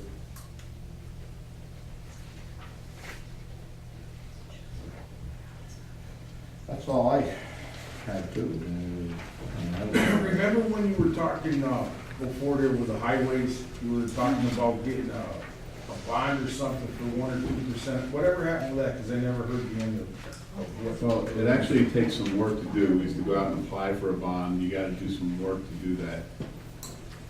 I haven't gotten to that, but I can gladly turn it over to the highway department and the board if they wanna, start researching. No, but I'm just asking, what, remember we talked Yeah. about that, and I never heard no more about it. I'm just asking a question. I understand, Doug. So this is setting a budget, applying for a loan, which I think is still a good idea, is a completely different action. That's all I want to know. Yep. And to the thought before about not putting money into the roads, is actually budgeted $158,000 based on the rough estimate to two-stage repair Will Run, Shagbark, and Princetown Plaza. So I think the board's doing their due diligence. So we want to come in to update one line, and you want to break it out to like a 1340.1.1 Maybe 2 lines, 2 extra lines. for what? For the Denise and for, I think it was, doesn't Loretta come out of that? Again, that's if we pay her, if we appoint her. Well, we don't know one way or another, so we have to put it in there.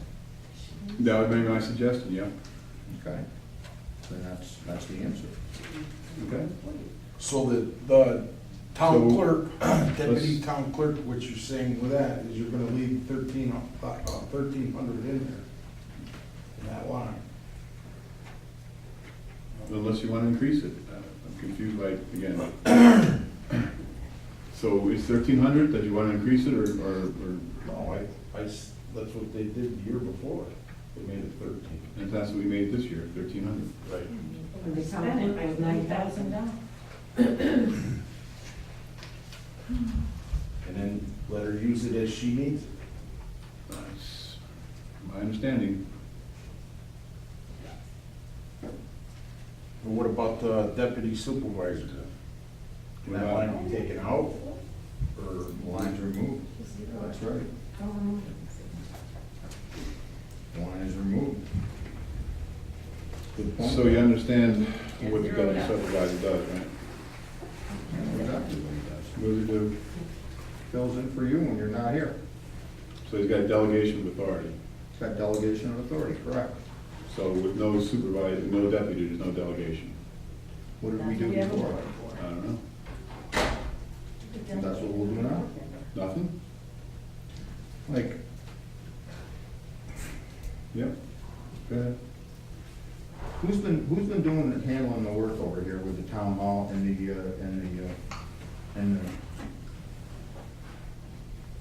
the state police barracks? Have I not been doing that? Yeah. Well, what's the problem then? If there's a problem that comes up, I'm here, I'm semi-retired. We've got Doug on the end, he's fully retired. Mm-hmm. I don't understand the problem. Delegation. I can sign checks. Joe can sign checks now. You can eliminate it. We just did. No, actually you didn't. So if you make a changes, we have to go to public hearing again? No. That's the purpose of public hearing on the preliminary budget. Mm-hmm. So that position is eliminated. That salary is eliminated. Okay, so what other issues we have with the budget?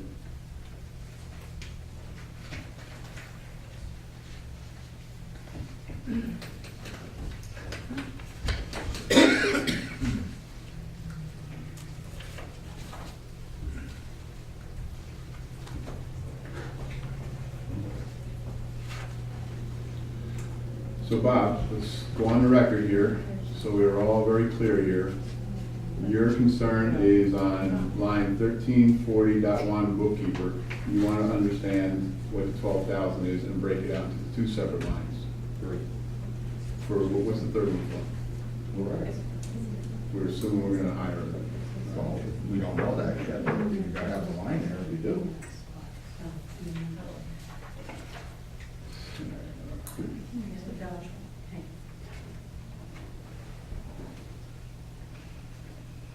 Bob, what else you got?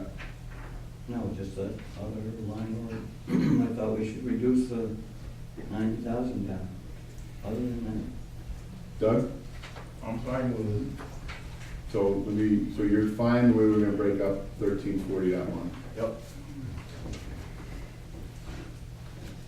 And you're taking the deputy town clerk out, or deputy supervisor out. Mm-hmm.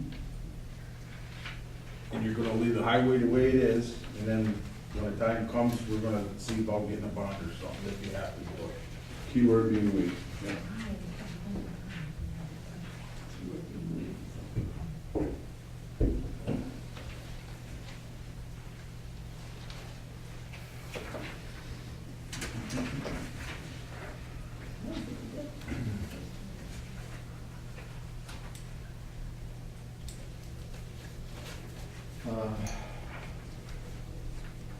I do have one question about the way, after we transferred funds on the increase in a budget line.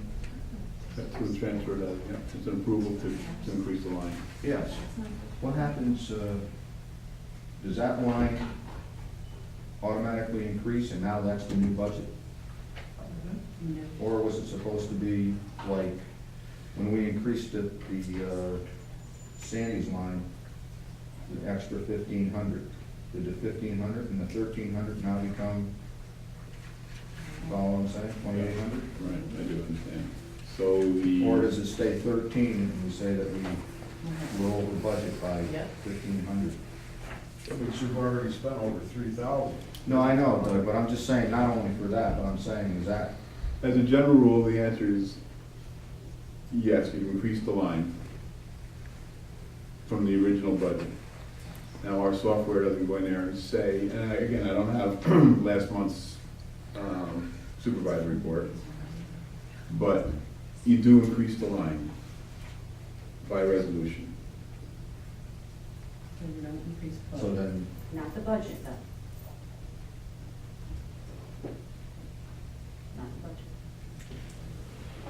You're just taking the money out of another line, is what you're doing. Right. Correct. And what's the line that you're taking it out of right now? Typically, it's gonna be contingency fund as a rule. As your basic rule of thumb, it can come out of contingency fund. And when like,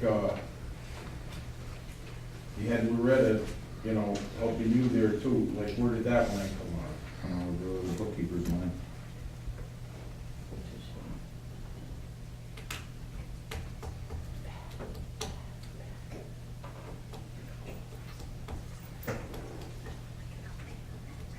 So much for if I answered your question. That's right, came out of the bookkeeper's line, right? Well, Right, that's- we had a question before that, I don't know if Oh, the, yeah, that's the answer. You did answer it, yeah, you said it increases. Right. I So, don't know if that's, me, but that's your answer, that's. so to answer some of the questions in the crowd, or the audience, I guess. So you're right, I did run on trying to run a close budget, because in my opinion, to have a bloated budget, you don't learn anything from a bloated budget. You're always gonna come underneath it. You can set your budget $1 million, and if you come under, what, okay, what did you learn? You didn't learn anything. Better to try to set your budget as tight as possible, and then learn from the mistakes. You know, why did you go over? Why, when you submitted your budgets, each department submitted their budget saying, I need this in supplies, I need this for labor, I need this, et cetera, all the lines. The object is, and obviously if I had more time and put, a little more thought into it or effort, is that once they start going over lines, now you start analyzing, why did you go over your line? You know, what caused you to exceed your budget labor as to compare when you submitted your budget? It's a lessons learned issue. It's not necessarily trying to figure out, just setting a budget for what was it, deputy town clerk, what, 18,000 a couple years ago? You didn't need that much. What I proposed all the time was, if you're gonna exceed your line, then that department person should come in front of the board, us, and say, look, I made a mistake, or there's a new project coming along. Whatever the issue is, come talk to the board, make your case, just like as any business. If you need to invest in whatever it is, and you're gonna exceed your budget, you approach the leadership team and say, look, this is what's going on, this is what we're gonna do. You approve it, and that's the way it does. And this is exactly, and maybe in retrospect, we should be asking Sandy, you're over your budget, what do you expect to spend for the rest of the year? And then we can yay or nay it. That's why I tried to run a lean budget. To the satisfaction of, I think we've reduced our services by close to 70,000, maybe more, over the past 2 years, because we ran tighter ship.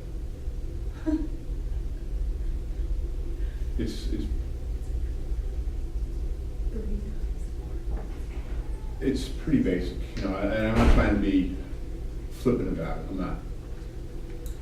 But, I'm sure in every department you worked in, you try to set a budget, a realistic budget, and you try to stay to it.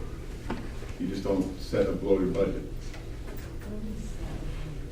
And why is it important? Because you're gonna be balancing your revenues against that. So that's why it's key to understand and make it as tight as you can. Realistically tight, with the understanding that there's gonna be times where you are gonna go over. It's an accepted, yeah, we understand it's gonna go over. First off, that's why contingency's there. And second, again, it's just a lessons learned, like what happened, what went wrong. It's just basic, good business practice. It really is. I mean, you set your own household budget, you try not to go over it so you can put money in the bank. That's exactly what we're trying to do here. So we can break this apart, 100 different ways. At the end of the day, is the supervisor line, total supervisor, 25,798 gonna change? No, it's not. We're gonna put 2 more lines in there, But that's really that's all that's gonna happen there, right? I mean, we agree, Yeah. right? So, Just so you know where the money's coming, or going from. I agree, it gets, you know, it depends, you know, it's how much, you know, the devil's in the details. So when do you wanna have the meeting? I need to work with Isla, so I'm gonna suggest we all work with Isla. And Well, she can make it up. What do you mean she can make it up? If she can make the lines up. She can do it, right? And if she can't, what's the answer? So we're gonna have to figure out what you wanna do. It's not what I wanna do, I'm not holding this up, I wanna be very clear, I'm not holding this up. You gotta ask her, that's the only way you're gonna know. I agree. So when you ask her, then we'll know. And then, so overall, the budget's not gonna change. The budget's gonna stay exactly the same. Except the lines you took out and the lines you're gonna add in. Right, with the exception of the $1,800. And revenues. The revenue too, you cut the revenue down. Yeah.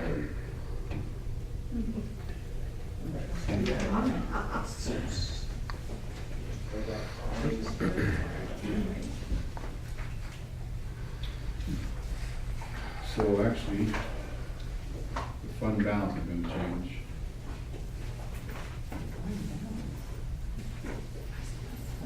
You remember the fund balance?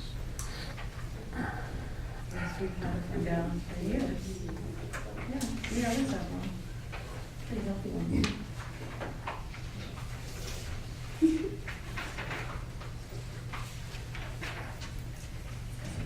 697. Yeah.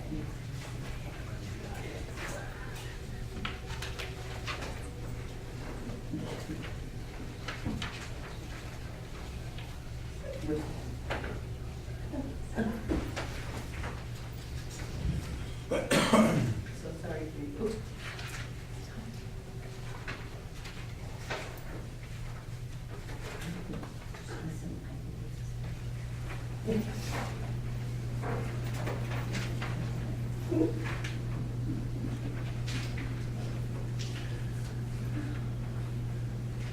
So appropriated fund balance is gonna increase by 258, well, it's gonna increase by 30,000, so from 228, oh, plus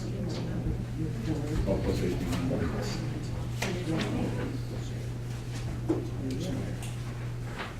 So it's gonna be, the new fund balance is 256,927. Now, what does that mean to What everybody? page is that on? It's on page 5. The bottom line, right? Yep.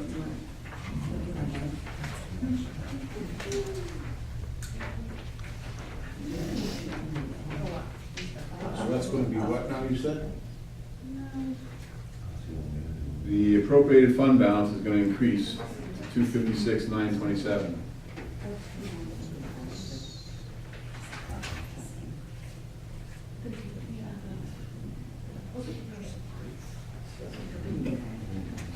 Well, it's 228 plus 30. It's an 1804, line for deputy supervisor, 18. Yeah.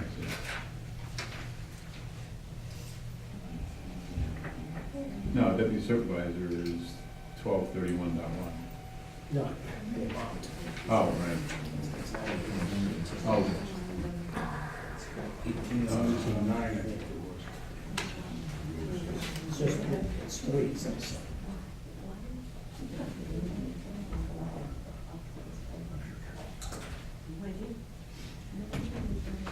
1804, deputy supervisor. Yeah, so I'll repeat it, so the appropriated fund balance now is 256,923. 23 or 7. 23 because it's 1804.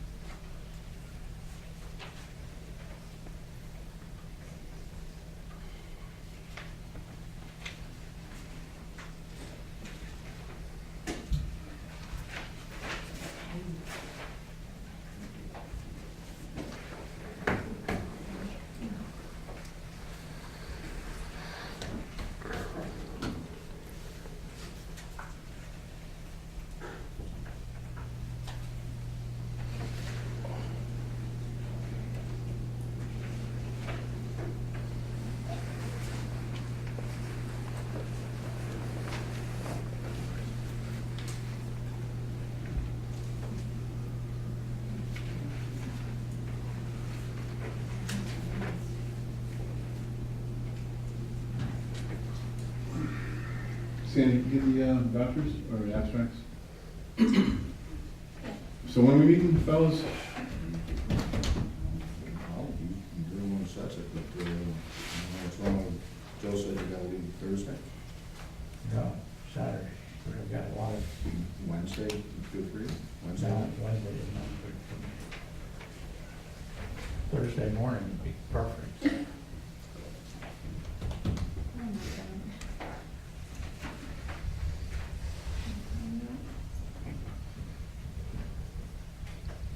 So be, Thursday morning, 9 o'clock? Well, I'm just saying how Bob can be here. You don't need to.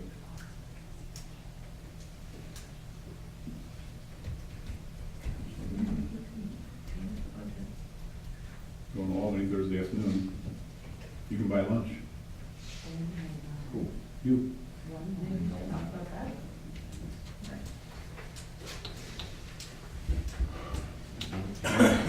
So 9 a.m. Thursday? He can't be here. Well, if the lines are changed, you can just let me know.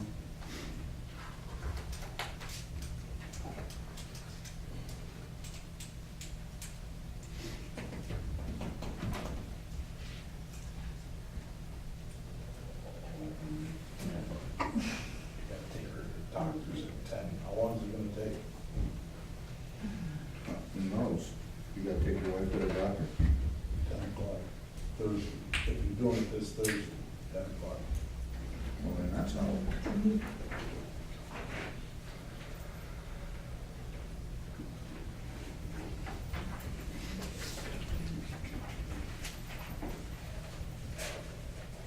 And you can't meet Thursday night, correct?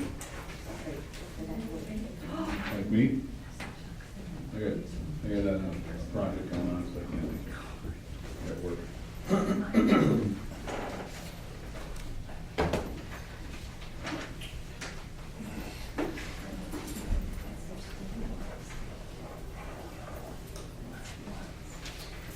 And you can't make it, Bob?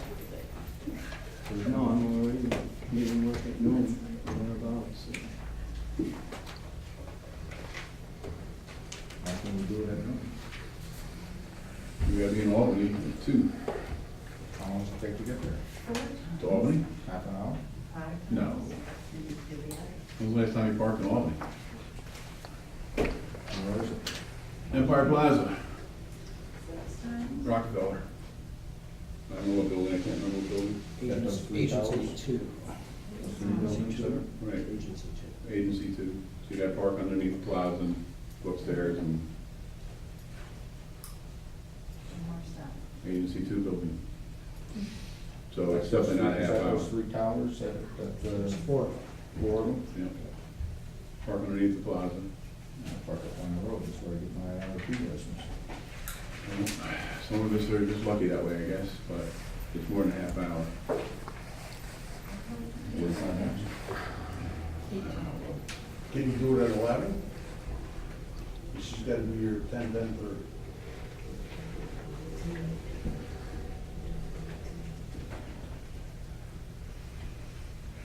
Bob, can you make it that time?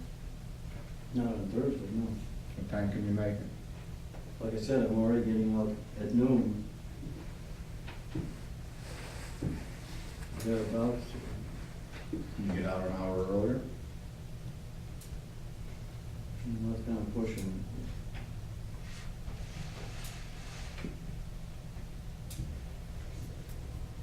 I can check, but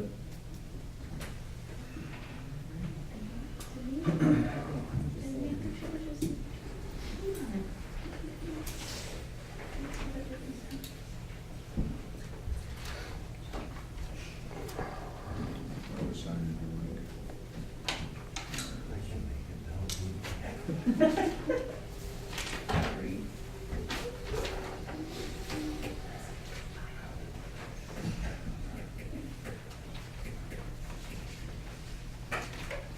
What about tomorrow, Bob? Come in tomorrow? tomorrow after work, yeah. Evening. The court's here. Yeah, that's right, we can still meet in the, Isles not gonna be here. Just need to be here, Isles here. she can't make it then. The fourth, Ron. All right, Tuesday.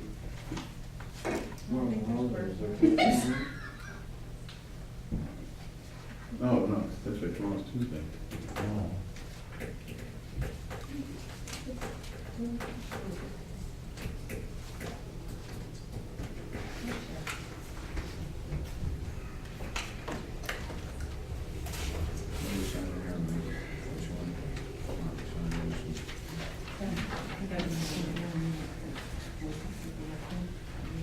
So then tomorrow we leave out? I've got obligations.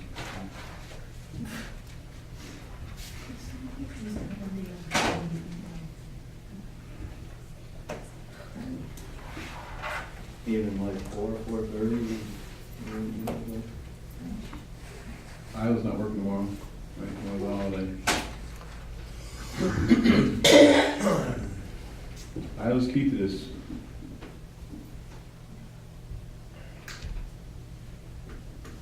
Why don't you see if you can get out an hour earlier, Bob, and see if we can make it. I'll check. Thursday? Actually, I gotta call Isla and see if she can come in. Yeah. What time would you do it for Thursday?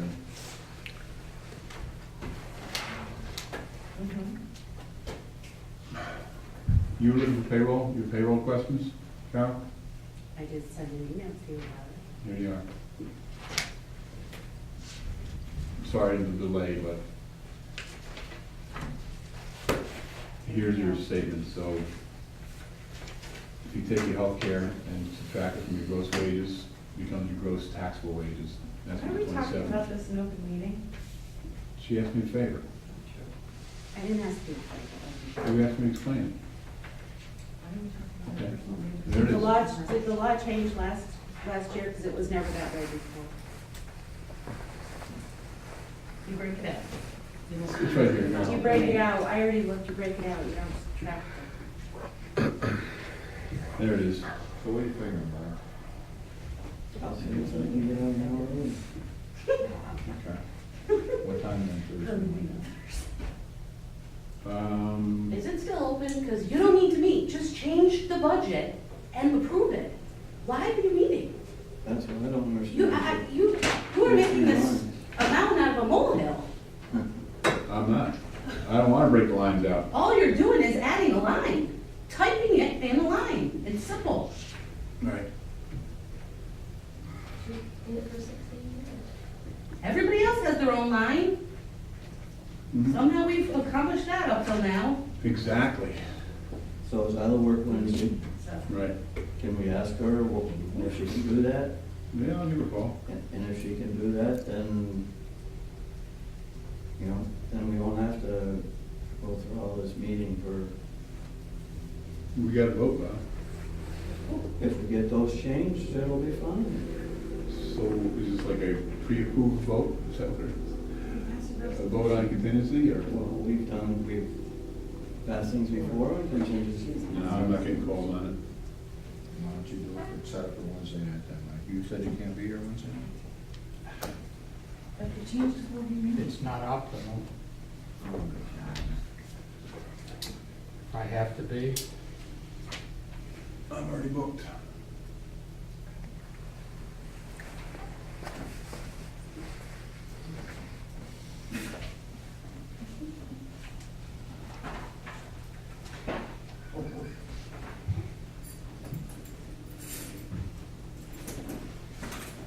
And I've got,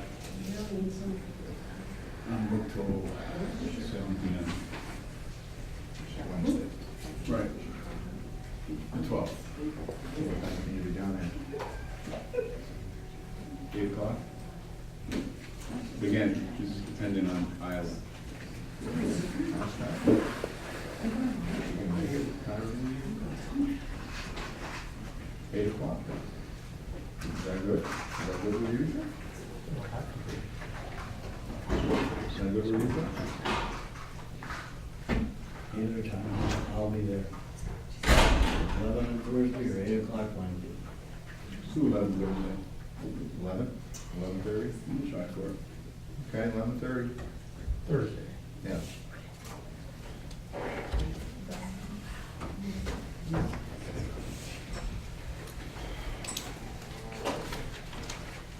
we have a motion to adjourn? I'll make the motion. All in favor? I- 9:35.